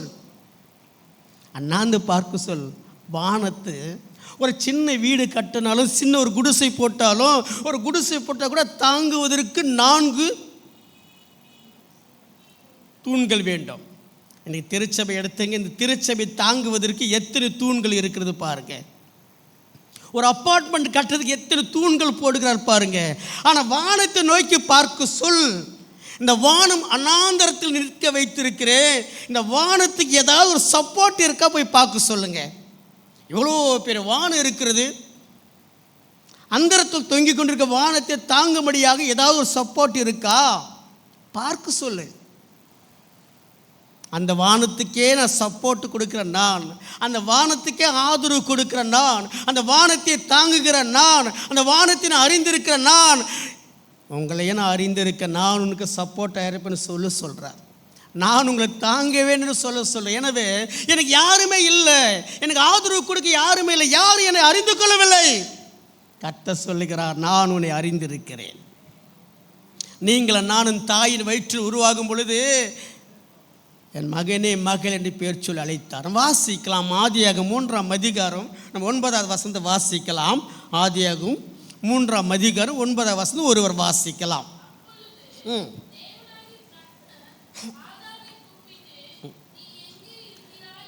இங்க சொல்ற கடவுள், ஆதாமே நீ எங்க இருக்கிற? அப்பொழுது கர்த்தர் ஆதாமை கூப்பிட்டு, எல்லாவற்றையும் அறிந்த கடவுள் முதல் மனிதனாகி படித்து முதல் மனிதனை உருவாக்கி அது முதல் அந்த மனுஷனிடத்தில் பேசுகிறார். ஆதாமே நீ எங்கப்பா இருக்கிற? நீ எங்கே இருக்கிற? கடவுளனா எல்லாவற்றையும் அறியாத போல் அவன் சொல்கிற சில ஸ்டேட்மெண்ட்டெல்லாம் சொல்கிறான். இன்னைக்கு கடவுளுங்க கேட்குறாரு, நீங்கள்லாம் எங்கே இருக்கிறீங்க? எங்கே இருக்குங்கெல்லாம் சொல்லிட்டு ஒரு அலையிலேயே சொல்லுங்க பார்க்கலாம். எங்கே இருக்குன்னு சொல்லி ஒரு அழிய சொல்ல எப்படி சொல்லணும்? எங்கே இருக்கீங்க? தேவனுடைய ஆலயத்தில் இருக்க. அல்லேலூயா. கொஞ்சம் வாயத்தை சொல்லுங்க பார்க்கலாம். தேவனுடைய ஆலயத்தில் இருக்க. அல்லேலூயா. வாயிலே வரலையே. கடவுள் பார்த்து கேட்டா, எஸ்தரே எங்கே இருக்க? ரெபேக்கா எங்கே இருக்கிற? ரூத்தே எங்கே இருக்கிற? பீட்டரை எங்கே இருக்கிற? தாமஸை எங்கே இருக்கிற? எங்கே இருக்குன்னு கேட்ட எங்கே சொல்லணும்? ஆண்டவரே நான் ஆலயத்தில் இருக்க. எஸ், நீ ஆலயத்தில் தான் இருக்கிற. உன்னோட சரீரம் மட்டும்தான் ஆலயத்தில் இருக்கு. உன் நினைவெல்லாம் எங்கே இருக்குது? உன் சரீரம் மட்டும்தான் இங்கே இருக்கு. உன் நினைவெல்லாம் எங்கே இருக்கு? சொல்லுங்க பார்க்கலாம். இப்போ என் நினைவெல்லாம் இங்கே இருக்குன்னு சொல்கிறவங்க மாத்திரம் ஒரு அழியில் சொல்லுங்க பார்க்கலாம். உங்கள் நினைவு ஆதாமை பார்த்து கேட்டால், ஆதாமே நீ எங்கே இருக்கிற? இன்னைக்கு நிறைய பேர் நினைக்கிறாங்க, நான் எங்கே போனாலும் யாருக்குமே தெரியாது. எங்கே போனாலும் கடவுளுக்கு மறைவான சிருஷ்டி ஒன்றுமே கிடையாதுமா. அவர் உன்னையும் என்னையும் நன்காய் அறிந்திருக்கிறார். எங்கே போனாலும் அவருக்கு தெரியும். சிடி ஸ்கேன் எடுத்தால் எல்லாமே தெரிஞ்சிடுமா. அதை மாதிரி கடவுள் சிடிஸ் படிக்கிட்டே இருக்கிறாரு. திங்கக்கிழமை எங்கே போனேன், ஸோ மண்டே எங்கே போனேன், டியூஸ்டே எங்கே போனேன், வெனிஸ்டே எங்கே போனேன், தேர்ஸ்டே எங்கே போனேன், ஃப்ரைடே எங்கே போனேன், சாட்டர்டே எங்கே போனேன். எல்லா நாளும் ஜாலி. சண்டே மட்டும் ஹோலியில் இருந்தால் போதுமா? ஸோ எவ்ரி டே நீ எப்படி தான் இருக்கணும்? நீ ஹோலியில் தான் இருக்கணும், இல்லைன்னு காலி ஆகிடும்னு சொல்கிறார். நீ எங்கேப்பா இருக்கிற? இன்னைக்கெல்லாம் நம்ம எங்கே இருக்கிறோம்? கடவுள் அறிந்திருக்கிறார தெரியுமா? அறிந்தவரை நீ அறியாமல் போல வாழ்ந்து கொண்டு இருக்கிற. அதான் கேட்குறேன், எங்கே இருக்கிற ஆதாமே? உன்னை எங்கே வச்சேன்? உன்னை எதுக்காக தெரிந்திருக்கிற? நான் உன்னை எதுக்காக அறிந்து உன்னை எங்கே வச்சேன்? நீ எங்கே இருக்கிற? இன்னைக்கு கடவுள் அறிந்து கடவுள் சொல்கிறாரு, நீ எங்கேப்பா இருக்கிற? நீ எங்கே இருக்கிற சொல்லு பார்க்கலாம். என்னாண்டு இருக்க வேண்டியவன், என் கூட பிரயாணம் பண்ண வேண்டுவேன், நான் சொல்கிற மாதிரிலாம் செய்ய வேண்டியன்னு என்னை விட்டுட்டு எங்கேயோ போயிட்டியே. கேட்டால் சாக்கு போக்கு சொல்கிற, எனக்கு வேறு வழி இல்லை, வேறு காரியம் இல்லை, அதனால் என் மனம் போன போக்கில் போயிட்டுருக்குன்னு சொல்லுறியா? என்னை கவலைப்படாத சொல்லி சில காரியம் சில வாசிக்கலாம். சங்கீத பகுதி 139 1ஆம் வசனத்தை வாசிக்கலாம். நமது எண்ணங்களை அறிந்து 3 நான் சுருக்கமாக பேசி முடிக்க போகிறேன். நமது எண்ணங்களை அறிந்திருக்கிறார். நம்ம கடவுள் என்ன செய்கிறாரோ நமது எண்ணங்களை அறிந்திருக்கிற. வாசிக்கலாம் சங்கீத பகுதி 139 1ஆம் வசனத்தை வாசிக்கலாம் ஒருவர். படிங்க. கர்த்தாவே நீர் என்னை ஆராய்ந்து அறிந்திருக்கிறீர். சொல்கிறாரு, நம்ம எண்ணங்களை முதலாவது அவர் அறிந்திருக்க. நீங்கள் நினைக்கிறீங்க, பா நான் நேற்று நைட்டு மொபைலில் பண்ண காரியங்கள், நேற்று நாள் இன்ஸ்டாகிராமில் பண்ண காரியங்கள், அதுக்கு முந்தின ஃபேஸ்புக்கில் பார்த்த காரியங்கள், இதுக்கு முன்னாடி மம்மி டேடிக்கு தெரியாமல் போன இடங்கள், ஓ ஐ மிஸ் ஆகிட்டு, யார் என்னை கண்டுபிடிக்காமல் நான் மிஸ் பண்ணி தப்பிச்சிட்டேன். இன்னும் இல்லை. அவர் சொல்கிறாரு, தாவீது யாருன்னா உன்னை போல் என்னை போல் இங்கே திருச்சபையில் உட்காந்துட்டு மனசு மாத்திரம் இல்லை, அவர் ஒரு ராஜா. அந்த ராஜா சொல்கிறாரு, கர்த்தாவே நீர் என்னை ஆராய்ந்து அறிந்திருக்கிறீர். நீங்கள் சொல்ல முடியுமா? கடவுள் என்னை ஆராய்ந்து அறிந்திருக்க. சில நேரத்தில் மிஸ்ஸஸ் சொல்லுவாங்க, எங்கே போனாலும் யாருக்கு தெரியும், யாருக்கு தெரியும்?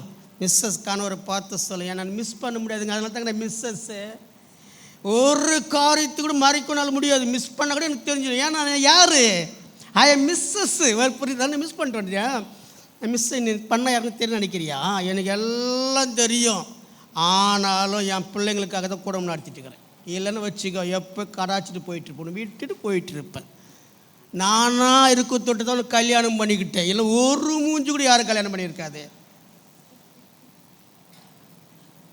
நான் அறிந்திருக்கிறேன். இங்கே சொல்கிறாரு, தாவீது சொல்கிறாரு, கர்த்தாவே நீர் என்னை ஆராய்ந்து அறிந்திருக்கிறீர். அப்புறம் என்ன சொல்கிறாரு, என் உட்கார்தலையும் என் எழுந்திருக்கு. இப்போ நீங்கள் எப்படி உட்கார்ந்துட்டு இருக்கிறீங்களோ, எப்படி எழுந்துட்டு இருக்கீங்களோ, எப்படி தலை சொறியறீங்களோ, எல்லாத்தையும் அவர் அறிஞ்சுக்கிட்டே இருக்கிறாரு. அப்புறம் என்ன சொல்கிறது, பிறகு பாருங்களேன், நம்மளுடைய நினைவுகள் எங்கே அறிஞ்சிக்கிறாரா? So long டிஸ்டன்ஸ்லேருந்து தொலைவுலேருந்து அறிஞ்சிக்கிறாரு. இப்படிப்பட்ட கடவுளுமா நம்ம எண்ணங்களை அறிந்திருக்கிறாராம். எனவே நீங்கள் நினைக்கிறீங்க, என்னை யாருமே அறிந்து கொள்ளவில்லை. கடவுள் ஒன்று அறிந்திருக்கிறார். அவர் ஒன்று அறிந்திருக்கிறதுனால உன்னை ஒரு நாள் அவர் கைவிட மாட்டாருமா. உன்னை ஒரு நாள் அவர் விட்டு விலக மாட்டார். அவர் சொல்ல, நான் உன்னை அறிந்திருக்கிறேம்மா. உன் உட்கார்தலையும் உன் எழுந்திருக்கிறது நான் அறிந்திருக்கிறேன்னு. உனக்கு என்னென்ன தேவைன்னு சொல்லி நான் அறியாமல் இருப்பேனா, உனக்கு என்னென்ன தேவை என்று உணராமல் இருப்பேனா, நான் உன்னை அறிந்திருக்கிறேன் என்று சொல்லுகிறார். என்ன ஒரு வாசிக்கலாம், நான் மத்தேயு 9ஆம் அதிகாரம் கொஞ்சம் 4வது வசனத்தை வாசிக்கலாம். மத்தேயு 9:4 வாசிக்கலாம். அடுத்த இயேசு அந்த பரிசேயர்கள் சதுசேயர் நினைவுகளை அறிந்து, ஏன் உங்கள் இதயத்தில் பொல்லாத சிந்தனைகளை சிந்திக்கிறீர்கள்? உங்கள் பாவமெல்லாம் மன்னிக்கப்பட்டது. படிமா, எது நல்லது இந்த எல்லாம் ஏன் சிந்திக்கிறீங்க? நான் எல்லாத்தையும் அறிஞ்சிக்கிட்டு இருக்கேன். உங்களை பற்றி எனக்கு நல்லாவே தெரியும். நீ அதனால் உங்கள் நாவில் என்ன சொல் பெறுவதற்கு முன்பாக நீ என்ன பேச போகிறது கூட யாருக்கு தெரியும்? எனக்கு தெரியும். எனக்கு மறைவான சிருஷ்டியெல்லாம் ஒன்றுமே கிடையாதுன்னு சொல்லிட்டு இன்னொரு இடத்துல டீட்டெயில்ஸாக சொல்கிறார். வசந்த வாசிக்கலாம். இன்னொரு இடத்துல கூட அவர் அழகு டீட்டெயிலாக சொல்லுவார். வாசிப்போம். யோவான் 22ஆம் அதிகாரம், யோவான் 2:24-25 வாசிக்கலாம்.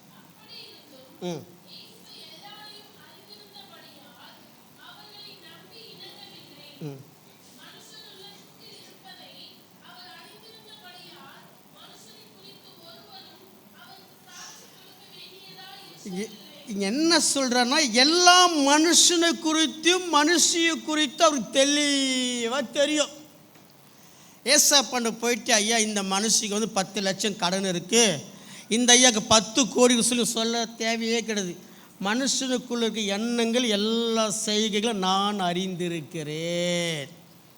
உங்களுக்கு என்னென்ன தேவைன்னு எல்லாமே அவருக்கு தெரியும். அடுத்த வருஷம் நீங்கள் வீடு வாங்க போகிறேன்னு நினைக்கிறீங்கன்னா அதுக்கு முன்னாடி அவருக்கு தெரியும்.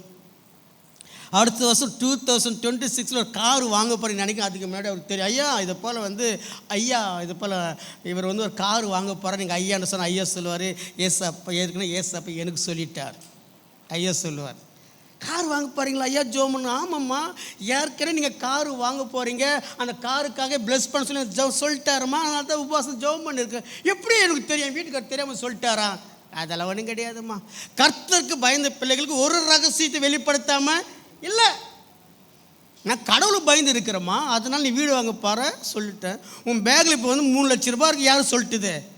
இப்போ ஐயா அங்கே நின்றுட்டு சொல்கிறாரு, ஒவ்வொருத்தருடைய பேக்கில் இவ்வளோ காசு இருக்குது, ஒவ்வொருத்தருக்கு நிறைய பேர் நகையே போடணும்னு சொல்லிட்டு ஒவ்வொருத்தர் பேங்க் லாக்கரில் 100,000 நகை வச்சுக்கிறீங்க.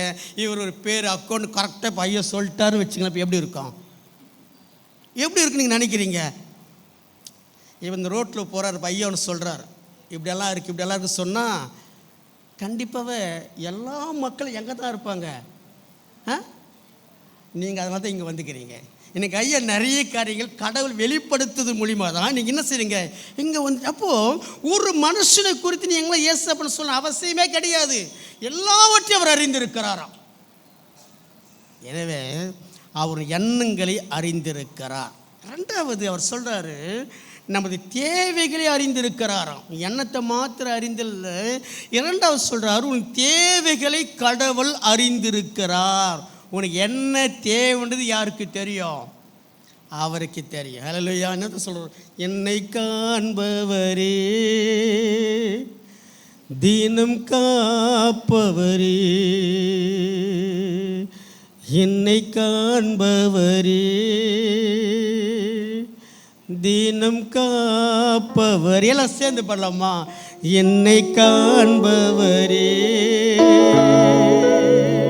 தினம் காப்பவரே,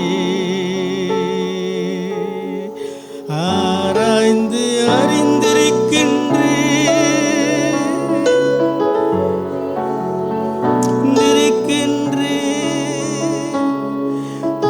ஆராய்ந்து அறிந்திருக்கின்றே. ஆமாப்பா, சுற்றி சூழ்ந்திருக்கின்றே, நான் நடப்பதும் நான் எழுவதும் நன்றாய் நீ அறிந்திருக்கின்றே, நன்றாய் நீ அறிந்திருக்கின்றே. என்னை காண்பவரே, தினம் காப்பவரே. உண்மையாகவே ஆண்டவரமே காண்பவர், தினம் தினம் உன்னை என்னையும் காப்பவர். எனவே தான் அவர் சொல்கிறாரு, நமது தேவைகளை அறிந்திருக்கிறாராம். நீ நிறைய நேரத்தில் சொல்கிறீங்க, எனக்கு எவ்வளோ தேவை இருக்குது தெரியுமா,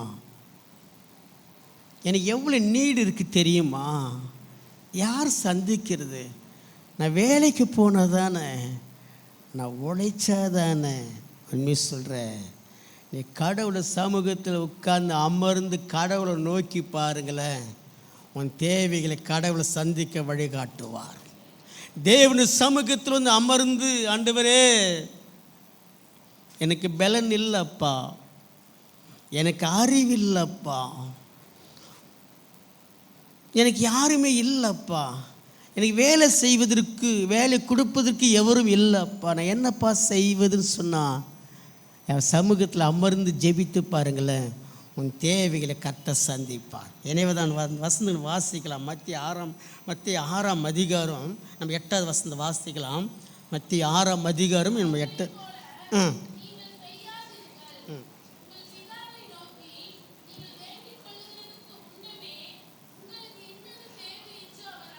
ஆமென். கரங்களை தட்டி ஸ்தோத்திரிக்கலாமா?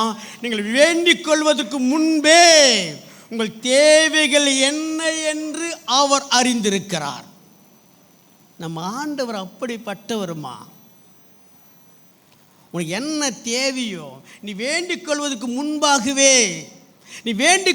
முன்பாகவே உன் தேவைகளை கடவுள் அறிந்திருக்கிறார். எனக்கு என்ன தேவை? ஆண்டவரே எனக்கு இது வேண்டாப்பா, என் பையன் ஒரு டாக்டராக வரணும்ப்பா, என் மகன் ஒரு இன்ஜினியராக வரணும்ப்பா, என் மகன் ஒரு கலெக்டராக வரணும்ப்பா, என் தேவைகள் இருக்குது. நான் ஒரு வீடு வாங்கணும், ஒரு காரு வாங்கணும். அதுக்கு முன்னாடியே அவர் அறிஞ்சிக்கிட்டு இருக்கிறார். தேவைகளை நான் அறிந்திருக்கிறேன்னு சொல்லி வேண்டிக் கொள்வதற்கு முன்பாகவே ஆண்டவர் சொல்கிறார். எண்ணங்களை அறிந்தவர் மாத்திரமல்ல, நம்ம நன்கு அறிந்த ஆண்டவர் சொல்கிறார், உன் எண்ணங்களை மாத்திரம் அறிந்தவர் கடவுள் மாத்திரமல்ல, உன் தேவைகளை நான் அறிந்திருக்கிறேன்.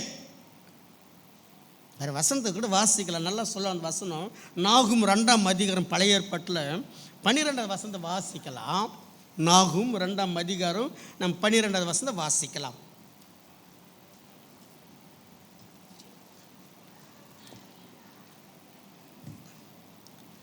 நானே படிச்சுட்டு படி 2:12.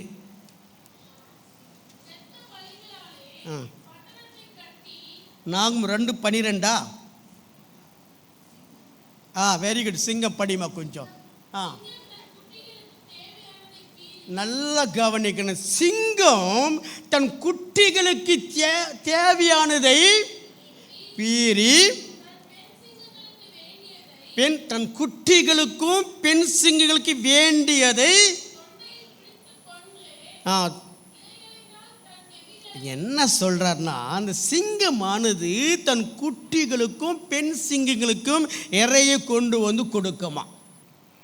அதே போல யூத சிங்கமாக இருக்கிற இயேசு கிறிஸ்து உனக்காக எனக்காக நம்ம தேவைகள் எல்லாவற்றையும் சந்திக்கிறவர் நம்ம கூடவே இருக்கிறார். அல்லேலூயா. எப்படி ஒரு சிங்கமானது தன் குட்டிகளுக்கும் பெண் சிங்கங்களுக்கும் இறையை கொண்டு வருகிறதோ, அதே போல் என்னை தேடுகிற பிள்ளைகளை, நான் அறிந்த பிள்ளைகளுக்கு அவர்கள் கூப்பிடுறதுக்கு முன்பாகவே அவர் தேவைகளை நான் அறிந்திருக்கிறேன் என்று சொல்லுகிறார். அப்பான்னு கூப்பிடுறதுக்கு முன்பாக நம்ம தேவையை பூர்த்தி செய்கிற ஆண்டவர் நம்ம கூட இருக்கிறார். எனவே நம்ம எது குறித்து யோசிக்க வேண்டிய கிடையாது. ஆண்டவரே, என் எண்ணங்கள் அறிந்தவர், என் தேவைகளை அறிந்தவர். இன்னொரு இடத்துல சொல்கிறாரு, நம்ம இதயத்தை கூட அறிந்திருக்கிறாரோ. நம்ம தேவையை நம்ம எண்ணத்தை மாத்திரம் அறிகிற கடவுள் இல்லை, நம்ம தேவையை அறிந்திருக்கிற கடவுள், நம்ம இதயத்தை அறிந்திருக்கிற கடவுள். அவர் சொல்கிறாரு, நமது வழிகளை அறிந்த கடவுள், நம்முடைய வார்த்தைகளை அறிந்த கடவுள், முற்காலத்தில் என்ன நடக்க போகுது என்று அறிந்த கடவுள் நம்ம கூட இருக்கிறார். எனவே இந்த கடவுளுக்கு முன்பாக மறைவானது ஒன்றுமே கிடையாது. எனவே தான் பிலிப்பர் அன்பான ஐயா கூட பேசும்போது சொன்னார், வேதம் வார்த்தை சொல்லுகிறது, பிலிப்பர் 4:6 ஒன்றுக்கும் கவலைப்படாமல் எல்லாவற்றையும் நீங்கள் கவலைப்படக்கூடாது. இயேசு அப்போ என் கூட இருக்கிறாரு, நான் ஏன் கவலைப்படணும்? உண்மையாக சொல்கிறீங்க, ஏசு அப்போ நம்பினீங்கன்னா, எனக்கு கொடுக்கப்பட்ட நேரங்கள் 3 நிமிஷம் இருக்குது, நான் முடிக்க போகிறேன். எங்கள் பையன் வந்து என்கிட்ட பேசுகிறான். எங்கள் பையன் வந்து சுத்த மக்கு சுத்த முட்டாள், சரியாக படிக்க மாட்டேன். ஆனால் பிறகு கடவுள் அவனுக்கு பயந்து கடவுள் அறிவை கொடுத்தாரு. அவன் பிகாம் முடிச்சுட்டு எம்காம் முடிச்சுட்டு இப்போ பிஹெச்டி படிச்சுட்ருக்கிறான். அவன் சொல்கிறான், டேடி நான் வந்து பிஹெச்டி படிக்கலாம்னு நினைக்கிறேன். நான் சொல்கிறேன், என்னுடைய ஹெல்த்து சரியில்லை, நீ வேலைக்கு போகணும். அப்போது ஒரு நிபந்தனை மட்டும் நான் சொல்கிறேன், என்னால் ஃபீஸ் கட்ட முடியாது, லட்சக்கணக்கில் என்னால் செலவு பண்ண முடியாது, நீ கடவுள் ஒரு இதை பிடித்துக்கொள். ஆனால் நீ அப்படி சொல்லலை டேடி, ஒரு கவர்மெண்ட் ஒரு எக்ஸாம் எதுன்னு செலக்டட் ஆகிட்டா கவர்மெண்ட்டே ஃபீஸ் கட்டு. நான் சொன்னேன், கர்த்தருக்கு சித்தமானா நீ கடவுளுக்கு பயந்து நடப்பன்னா உன் ஜபத்தை கேட்பார். சரி ஜோம் பண்ணி போய் எக்ஸாம் எழுதுனேன். எக்ஸாம் எழுதுனா கவர்மெண்ட்டில் செலக்டட் ஆகிட்டான். ஹல்லேலூயா. செலக்டட் ஆகிட்டு என்னுடைய எண்ணம்லாம் எப்படி தான் இருந்தது, ஆண்டவரே எனக்கு ரொம்ப ஹெல்த்துக்கும் சரியில்லை, இவனும் என்ன செய்யணும், வேலைக்கு போனால் நலமாக இருக்குன்றதான் என்னுடைய இதில் இருந்தது. ஆனால் அவனுடைய எண்ணங்கள் எப்படி போயிட்டுருக்கா, நான் நல்லா படிக்கிறேன். பிறகு அவன் செலக்டட் ஆகிட்டு இப்போ படிச்சுட்ருக்கிறான். ஆண்டு பெரிய உண்மையாகவே இப்போ செகண்ட் இயர் பிஹெச்டி படிக்கிறான். ஏஐ தான் படிச்சுட்டு ஆராய்ச்சி பண்ணிகிட்ருக்கிறான். இதுவரை நான் ஒரு 5 பைசா கூட நான் செலவு பண்ணலை. ஹல்லேலூயா. 5 பைசா கூட செலவு பண்ணலை. எல்லா தேவைகளும் கடவுளே சந்திக்கிறார் அரசாங்கத்தின் மூலியமாக. கடந்த 3 மாதத்துக்கு முன்னாடி மலேசியாவுக்கு சிங்கப்பூருக்கு போயிட்டு வந்தோம். ஆனால் இப்போ எங்கள் மகன் எங்கே இருக்கான்னு தெரியுமா, இப்போ சைனாவில் இருக்கிறான். நான் யாருக்குமே சொல்லலை, இப்போ தான் நான் சொல்ல சில ப்ரேயர் குரூப்பு, நான் ப்ரேயர் குரூப்பு சொல்லலை. இங்கே கடவுள் எனக்கு சொல்ல மட்டும் நான் சொல்கிறேன். நம்ம தேவைகளை அறிந்த கடவுள் அப்பான்னு கூப்பிட்றதுக்கு முன்னாடியே நம்ம பிள்ளைகள் எப்படி உயர்த்து தெரிஞ்சுக்கிட்டு வர. இன்றைக்கி சைனாவுக்கு போய் படிச்சுட்ருக்கிறான். ஆனால் அந்த சைனிக்கு சொல்கிறான், டேடி நீங்கள் இப்போ இந்தியாவிலே செலக்டட் ஒரே ஒரு ஸ்டூடெண்ட் டேவிட் அபிஷேக் தான். நீங்கள் கூட போயிட்டு யூடியூப்பில் போட்டு மெயிலில் போட்டு டேவிட் அபிஷேக்னு போட்டேன்னா அவன் என்னென்ன பண்ண எல்லா டீட்டெயில்ஸும் ஓடிட்டுருக்கோம். அவன் சொல்கிறான், டேடி மொத்தம் 24 கண்ட்ரியில் வந்திருக்கான் டேடி, இந்தியாவில் செலக்டட் ஒரே ஸ்டூடெண்ட் நான் மட்டும்தான். ஹல்லேலூயா. நான் மட்டும்தான். நான் இங்கே ஹோட்டலிருந்து அந்த காலேஜுக்கு போகிறதுக்கு ஒரு செக்யூரிட்டி ஒருத்தர் கொடுத்துருக்காங்க, என் கூடவே வராங்க. நான் சாப்பிட்றதுக்கு முன்னாடி அந்த சாப்பாடு டேஸ்ட் பண்ணி யார் தான் பார்க்குறாங்க? அவங்க தான் பார்க்குறாங்க. ஏன் அப்படி கேட்குறேன்னு சொன்னால், உனக்கு ஏதாவது ப்ராப்ளம் ஆகிடுச்சுன்னா, பிரச்சனை ஆகிட்டா இந்தியாவுக்கு யார் பதில் சொல்லணும்? நாங்கள் தான் சொல்லணும். எனக்கு அது ரொம்ப சந்தோஷமாக இருந்தது. ஏன் சொல்கிறேன்னா, நம்ம எண்ணங்களை அறிந்த கடவுள், நம்ம தேவைகளை அறிந்த கடவுள், நம்ம வழிகளை அறிந்த கடவுள், இதயத்தின் யோசனைகளை அறிந்த கடவுள். நீ கடவுளுக்கு பிரியமாக இருந்தால் போதும், நீ ஒன்றுக்கு கவலைப்பட வேண்டாம்.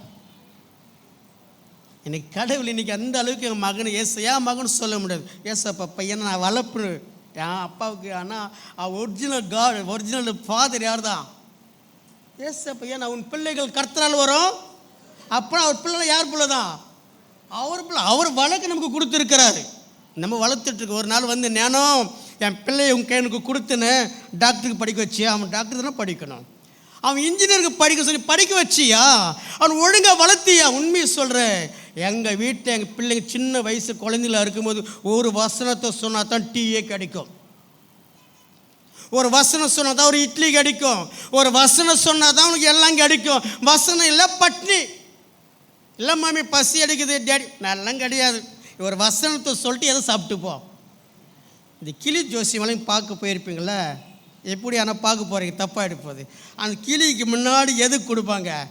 ஆமாம் சிஸ்டர், ஒரு நெல் கொடுத்தா தான் அந்த கிளி வந்து எடுக்கும். கீனா நீ கீனா கற்று சுற்றி அதை வாகும். நீ என்ன செய்யணும்? நெல் கொடு சீட்டு. அதை மாதிரி டேனியல் ஜோஷுவா நீ என்னன்னா சொல்லு. நீ ஒரு காலையில் எழுந்தும் பாடத்தை படிக்கிறதுக்கு ஒரு வசனத்தை மனப்பாடம் சொல்லிவிட்டு டீயை குடி. இதெல்லாம் டீயும் கிடையாது, சோறுங்க பட்டின போயிட்டாது. நீ செத்தால் எனக்கு அதை பற்றி கவலை கிடையாது. ஏன்னா உனக்கு நான் ஒழுங்காக நான் அவனை வளர்க்கணும். நாங்கள் இப்படி தான் பிள்ளைகளை வளர்த்தோம். எது கொடுத்தாலும் சாப்பிடுவானுங்க. டெய்லி செல்லு எடுக்கணும், செல்லு எடுக்க மாட்டானுங்க. ஜாஸ்வா டேவிட் இங்கே தான் நிற்க நான் சொல்லிட்டு போயிட்டேன்னா, காலில் சொல்லிட்டு போட சாயந்தரம் வரல எங்கே தான் நின்று இருப்பானுங்க, அங்கே தான் நின்று இருப்பான். என்னடா இவ்வளோ நேரம் இங்கே நிற்கிறியா, ஒரு ஃபோன் பண்ணுங்கடா. டேடி நீங்கள் தானே சொன்னீங்க நில்லு நான் வரேன்ட்டு. ஏன் சொல்கிறேன்னா, பிள்ளைகளை சரியான முறையில் வளர்க்கணும், பிள்ளைகளுக்கு சரியான ஒரு ஆலோசனை கொடுக்கணும். அவருக்கு நம் பிள்ளைகளாக இருக்கிறதுனால தான், அவர் நம்மை அறிந்திருக்கிறதுனால தான், அவர் நம்ம தேவைகளை அறிந்திருக்கிறார், நம்ம எண்ணங்களை அறிந்திருக்கிறார், நம்ம சிந்தனைகளை அறிந்திருக்கிறார், நம்மளோட வழிகளை அறிந்திருக்கிறார். அவருக்கு மறைவானது ஒன்றுமே கிடையாது. அதே திருச்சபை வந்தோமா போனோமா ஏதோ ஒரு காணிக்கை கொடுத்தோம்ன்ற வாழ்க்கை கிடையாது. எல்லாவற்றை அறிந்த கடவுளுக்கு முன்பாக நான் எப்படி வாழ்ந்து கொண்டு இருக்கிறேன், எல்லாவற்றுக்கு முன்பாக நான் எப்படி இருக்கிறேன். தாவீது அதான் சொல்றார், ஆண்டவரே நீர் என்னை அறிந்திருக்கிற ஐயா, என் உட்கார்தலை அறிந்திருக்கிறீங்க, என் படுக்கையை அறிந்திருக்கிறீங்க, என் எண்ணங்கள் சிந்தனைகளை அறிந்திருக்கீங்க, என் தேவைகளை அறிந்திருக்கிறீங்க, என் இருதயத்தின் யோசனைகளை அறிந்திருக்கிறீங்க, என் வழிகளை அறிந்திருக்கீங்க, என் முற்காலத்தினை அறிந்திருக்கீங்கப்பா. உமக்கு மறைவானது ஒன்றுமே கிடையாதுப்பா. எனவே தான் கேட்டார், ஆதாமே நீ அங்கே இருக்க. நான் முடிக்கிறதோட என் அன்பு சகோதரியே, எல்லாவற்றையும் அறிந்த கடவுள் கேட்குறாரு, எங்கே இருக்கிற? டிவிக்கு முன்னாடி உட்கார்ந்துட்டு இருக்கிறியா, இல்லை எங்கேயோ ஒரு இடத்துல சுற்றிக்கிட்டு இருக்குமா? எங்கே இருக்கிறோம்? உன்னை பார்த்து கேட்டால், திருச்சபைக்கு போகிற மகளை சினிமாவில் உட்காந்துட்ருக்கியா, திருச்சபைக்கு போகிற மகனை சீரியல் உட்காந்துட்ருக்கிறா? உன்னை அறிந்திருக்கிறேன்ப்பா. நீ எங்கே இருக்கிற? ஆலயத்துக்கு போக வேண்டிய நேரத்தில், கூடுகைக்கு போக வேண்டிய நேரத்தில் ஒரு பார்க்கில் உலாவி கொண்டு இருக்கிறியாப்பா. அவருக்கு மறைவானது ஒன்றுமே கிடையாது. எனவே ஆண்டவர் சமூகத்தில் ஒப்பு கொடுக்கலாம். இயேசுவே என்னை அறிந்திருக்கிறீங்கப்பா. நீங்கள் அவர் அறிந்திருந்தால்தான் நீங்கள் அவர் நிலைத்திருக்க முடியும். நீங்கள் அவர் அறிந்திருந்தால்தான் அவர் வார்த்தையில் நிலைத்திருக்க முடியும். நீங்கள் அவர் அறிந்திருந்தால்தான் அவர் அன்பில் நிலைத்திருக்க முடியும். அவரையே நீங்கள் அறிந்து கொள்ளலன்னு சொன்னால் எப்படி? எனவே அறிந்து கொண்டவர்களே, எல்லாவற்றும் அவருக்கே தெரியும். தேவனுடைய சமூகத்தை விட்டு போகும் பொழுது, ஆண்டவரே நமக்கு பிரியமான காரியங்கள் மட்டும் நான் செய்யணும், நமக்கு பிரியமில்லாத காரியங்கள் இருக்கும்னு சொன்னால் என்னை விட்டுருங்கப்பா. நம்ம என் பிள்ளையை உமக்குள் நடத்தினப்பா. உங்கள் பிள்ளைங்களை குறித்தே உங்களுக்கு தெரியலன்னு சொன்னால், என் பிள்ளை எங்கே போகிற உங்களுக்கே தெரிலண்ணா, உன் மகன் என்ன செய்கிற உங்களுக்கே தெரிலன்னு நினைக்கலாம். ஆனால் கடவுள் எல்லாவற்றையும் பிள்ளைங்களுக்கு வசனத்தை சொல்லுங்கள். கர்த்தர் எல்லாவற்றையும் அறிந்திருக்கிறாருமா. நீதிமொழிகள் 15:3 சொல்லுது வசனம். கர்த்தருடைய கண் எவ்விடத்திலிருந்து நல்லோரையும் கண்ணோரையும் இந்த பூமியில் கண் நோக்கி பார்த்துக்கிட்டு இருக்கு.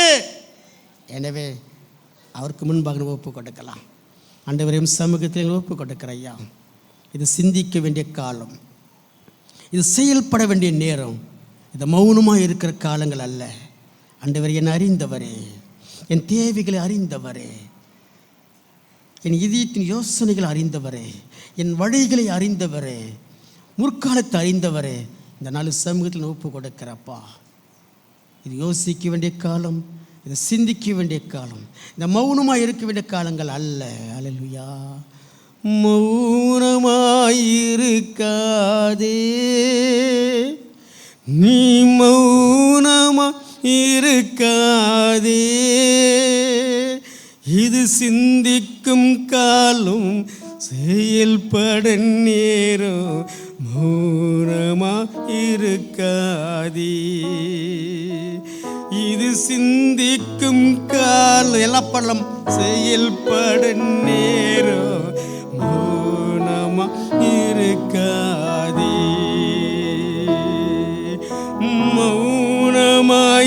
மௌனமாயிருக்காதே,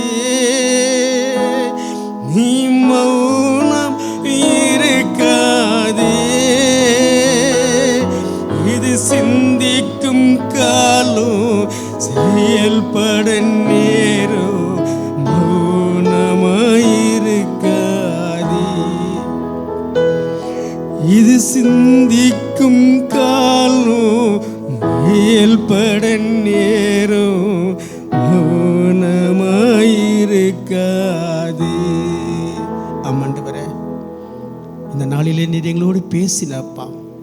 எங்கள் எண்ணங்களை அறிந்திருக்கிறீங்க, எங்கள் தேவைகளை அறிந்திருக்கீங்கப்பா, எங்கள் இதயத்தின் யோசனைகளை அறிந்திருக்கீங்க, எங்கள் வழிகளை அறிந்திருக்கிறீங்க, முற்காலத்தை அறிந்திருக்கீங்க அப்பா.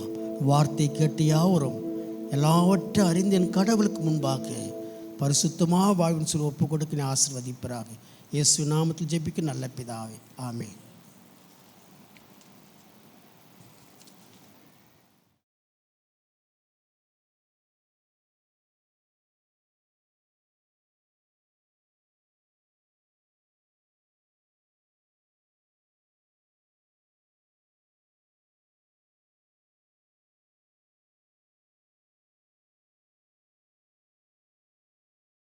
ஊழியத்திற்காக நீங்கள் உதாரத்துமாய் கொடுங்கள். கொடுக்கிற உங்களை கர்த்தர் நிச்சயம் ஆசீர்வதிப்பார். தாராளமாய் உற்சாகமாய் கொடுக்கிற இடத்தில் ஆண்டவர் எப்படி இருக்கிறாரு? பிரியமாக இருக்கிறார். நமக்கு வசனத்துக்கு பஞ்சமே இல்லை, வசனம் நல்லா தெரியும், ஆனால் செயலில் தான் வரமாட்டுது. கர்த்தருடைய பிள்ளைய அவர்கள் செய்கிற ஊழியங்களை சொல்லப்போனால் சொல்லிக்கொண்டே இருக்கலாம். அந்த இடத்துல போய் ஒரு நாள் நம்மளால் ஊழியம் செய்ய முடியாது. ஆனால் அப்படிப்பட்ட சவால்கள் மத்தியிலே அவர்கள் ஊழியம் செய்கிறார்கள். தேவனாகிய கர்த்தர் நிச்சயமாகவே அந்த ஊழியத்தை மென்மேலும் ஆசீர்வதிப்பாராக. தொடர்ந்து ஆண்டவருடைய நாமத்தை மையப்படுத்துவோம். மலைகள் விலகி போனாலும், பர்வதங்கள் பெயர்ந்து போனாலும், மலைகள் விலகி போனாலும், பர்வதங்கள் பெயர்ந்து போனாலும், அவர் கிருபை அவர் இரக்கம் மாறாது எந்தன் வாழ்விலே. அவர் கிருபை அவர் இரக்கம் மாறாது எந்தன் வாழ்விலே.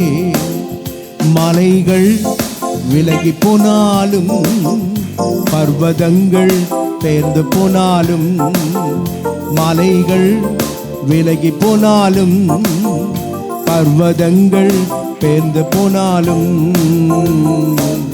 அவர் கிருபை அவர் இரக்கம் மாறாது எந்தன் வாழ்விலே. அவர் கிருபை அவர் இரக்கம் மாறாது எந்தன் வாழ்விலே. மலைகள் விலகி போனாலும், பர்வதங்கள் பெயர்ந்து போனாலும், மலைகள் விலகி போனாலும், பர்வதங்கள் பெயர்ந்து போனாலும், அவர் கிருபை அவர் இரக்கம் மாறாது எந்தன் வாழ்விலே. அவர் கிருபை அவர் இரக்கம் மாறாது எந்தன் வாழ்விலே. என்னை விட்டு விலகாத ஆண்டவர், என்னை ஒருபோதும் கைவிடாத சிநேகிதர். என்னை விட்டு விலகாத ஆண்டவர், என்னை ஒருபோதும் கைவிடாத சிநேகிதர். எனக்காக ஜீவன் தந்த ரட்சகர், என் வாழ்வில் என்று போதுமானவர். எனக்காக ஜீவன் தந்த ரட்சகர், என் வாழ்வில் என்று போதும். அவர் மீண்டும் நினைப்போமா?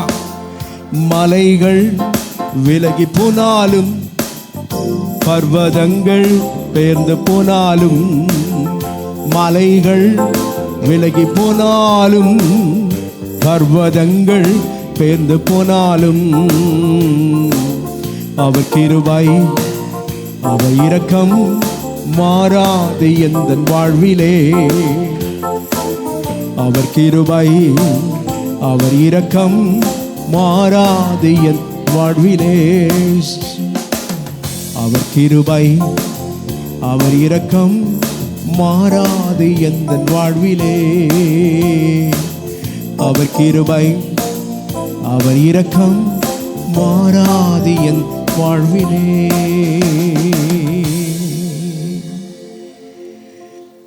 கர்த்தர் நம்மை அறிந்திருக்கிறார். எதையெல்லாம் ஆண்டவர் அறிந்திருக்கிறார் என்று சொல்லி கர்த்தர் நம்மோடு கூட பேசினார். அதமே எங்கே இருக்கிறாய்?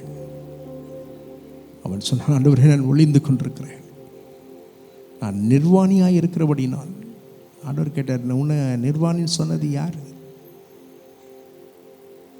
கர்த்தர் விளக்கின கனியை அவன் புசித்தது நிமித்தமாக நிர்வாணமாக்கப்பட்டான். அவருடைய வாழ்க்கையில் கூட ஆண்டவருக்கு பிரியமில்லாத காரியத்தை நாம் செய்யும் பொழுது நம்ம நினச்சிட்டு இருக்கிறோம், நம்ம செய்யறதெல்லாம் வாய்க்குதே, ஆண்டவர் என்ன ஆசீர்வதிக்கிறாரு. ஆனால் கர்த்தர் உன்னோடு கூட இல்லை என்பதை நீ அறிந்து கொள்ள வேண்டும். தேவனுக்கு பிரியமில்லாத காரியத்தை செய்யும் பொழுது கர்த்தர் நம்மோடு கூட இருக்க மாட்டார். சிம்சோன் தேவனுக்கு பிரியமில்லாத காரியத்தை செய்த பொழுது வேதம் சொல்கிறது, கர்த்தருடைய ஆவியானவர் அவனை விட்டு விலகி போனார். பெலிஸ்தர் வந்து விட்டார்கள் என்று சொல்லும் பொழுது, இதோ நான் எழுந்து அவர்களை சாகடிப்பேன் என்று சொன்னான். முடியல அவனால. எனக்கு அருமையான தெய்வ ஜனமே, கர்த்தர் எல்லாவற்றையும் அறிந்திருக்கிறார். உங்கள் தேவைகளை அறிந்திருக்கிறார். உங்கள் துக்கத்தை ஆண்டவர் அறிந்திருக்கிறார். உங்கள் பிரச்சனைகளுக்கு ஒரு முற்றுப்புள்ளி வைப்பார். நிச்சயமாகவே ஆண்டவர் சகலவற்றையும் அறிந்த தேவன் என்பதை நாம் அறிந்திருந்து உணர்ந்தால் வேதம் சொல்கிறபடி அவருக்குள் நாம் நிலைத்திருப்போம். அவருடைய வார்த்தைகள் நமக்குள் நிலைத்திருக்கும். நிச்சயமாகவே கர்த்தர் இந்த நாளிலே நம்மோடு கூட பேசினதுக்காக கரங்களை உயர்த்தி ஆண்டவருக்கு நன்றி செலுத்துவோமா? ஆண்டவரே, என்னோடு பேசின வார்த்தைகளுக்காக உமக்கு ஸ்தோத்திரம். உடைய பரிசுத்த கரத்துக்குள்ள எங்களை ஒப்புக் கொடுக்கிறோம். இந்த கம்பூழியத்தை ஆசீர்வதிங்கப்பா. இந்த டிசம்பர் மாதத்தில் அவருடைய தேவைகளை ஏராளம் ஆண்டவரே, அந்த தேவைகளை எல்லாம் சந்தித்து மீதமெடுக்க வைங்கப்பா. ஒவ்வொரு இடத்துல நம்முடைய பிள்ளைகள் போய் கையேந்தி நிற்கக்கூடாதப்பா. இதுவரை நடத்தின தெய்வன் இனியும் நடத்த போதுமானவராக இருக்கிறீர். ஆண்டவரே, வெள்ளியும் பொண்ணும் எழுது என்று சொன்னீர். வானத்தின் பலகணிகளை திறந்து இடம் கொள்ளாமற் போகும் மட்டும் ஆசீர்வாதத்தை வருஷிப்பேன் என்று சொன்ன தெய்வன் இந்த ஊழியத்திற்காக உடைய கரங்கள் நீட்டப்பட்டதற்காக ஸ்தோத்திரம். உடைய பிள்ளைகள் மனதார கொடுத்த அன்பின் உதாரத்துவமான காணிக்கைகளை தெய்வன் ஆசீர்வதிங்கப்பா. இந்த கம்பூழியத்தை நேசித்து கடந்த வாரத்தில் அடியேன் சொன்னேன், உடைய பிள்ளைகள் ஆயத்தத்தோடு வந்து இந்த ஊழியத்தை நேசித்து கொடுத்த காணிக்கைகளை தேவன் பரத்திலிருந்து பார்க்கிறீர். ஆண்டவரே, அவருடைய கஷ்டத்தின் மத்தியிலும் அவருடைய இயலாமையின் மத்தியிலும் கொடுத்திருக்கலாம். கர்த்தரதை நிச்சயமாகவே அவருடைய மடியில் சரிந்து விழும்படி போடுகிறாங்க. அவருடைய பிள்ளைகளுக்காக ஜெபிக்கிறோம். அவருடைய கணவன் மனைவி குடும்பங்கள் ஒவ்வொருவருக்காக ஜெபிக்கிறோம்ப்பா. தெய்வ கிருபைகளோடு கூட இருக்கட்டும். எங்கள் மத்தியிலே வந்து சாட்சி கொடுத்து ஆண்டவரே கர்த்தாவே, இன்றும் இயேசு ஜீவிக்கிறார் என்பதை ஆண்டவரே இந்த ஸ்தலத்திலிருந்து உடைய நாமத்தின் மகிமைக்காக எழுப்பின அந்த அருமையான சாட்சிக்காக, அன்பு தாயாருக்காக, அவருடைய குடும்பத்துக்காக ஜெபிக்கிறோம்ப்பா. தன் மகனை இழந்த சூழ்நிலையிலும் இயேசு ஜீவிக்கிறார் என்று சொல்லி ஆண்டவரே எங்கள் மத்தியில் நீர் சாட்சியை நிறுத்தினதுக்காக ஸ்தோத்திரம். வந்த ஒவ்வொருவரையும் ஆசீர்வதியும் அப்பா. சமாதானத்தோடு கொண்டு செல்வீராக. வருகிற பரிசுத்த ஓய்வு நாளில் உடைய பிள்ளைகளை திரும்பமாக அழைத்து வந்து உடைய நாமத்தை மகிமைப்படுத்துவோம்ப்பா. ஆண்டவரே, எங்களுக்கு அல்ல, உமது நாமத்திற்கே மகிமை வரப்படுவீராக. இயேசுவின் நாமத்தில் ஜெபிக்கிறேன் பிதாவே, ஆமென். என் ஆத்மாவே கர்த்தரை ஸ்தோத்திரி, என் முழு உலமையோட பரிசுத்த நாமத்தை என் ஆத்மாவே கர்த்தரை ஸ்தோத்திரி, கர்த்தர் செய்த சகல உபகாரங்களையும் மறவாதே. ஆமென். நம்முடைய ஆண்டவராக இயேசு கிறிஸ்துவின் கிருபை, பிதாவாகிய தேவனுடைய அன்பு, பரிசுத்த ஆவியானவரின் ஐக்கியமும் பாதுகாவலும் இன்றும் என்றும் சதா அனைவரோடும், விசேஷமாக கம்பூழியத்திலிருந்து வந்து சாட்சிகளை கொடுத்து கர்த்தருடைய வார்த்தையை கொடுத்த கர்த்தருடைய தாசனோடும் அவருடைய குடும்பத்தோடும் அவருடைய பிள்ளைகளோடும் கம்பூழியத்தோடும் கர்த்தருடைய வருகை மட்டும் நிலைத்திருப்பதாக. ஆமேன், ஆமேன். கர்த்தர்களை ஆஸ்வதிப்பாராக, கர்த்தர்களோடு கூட இருப்பாராக. Praise the Lord, praise the Lord.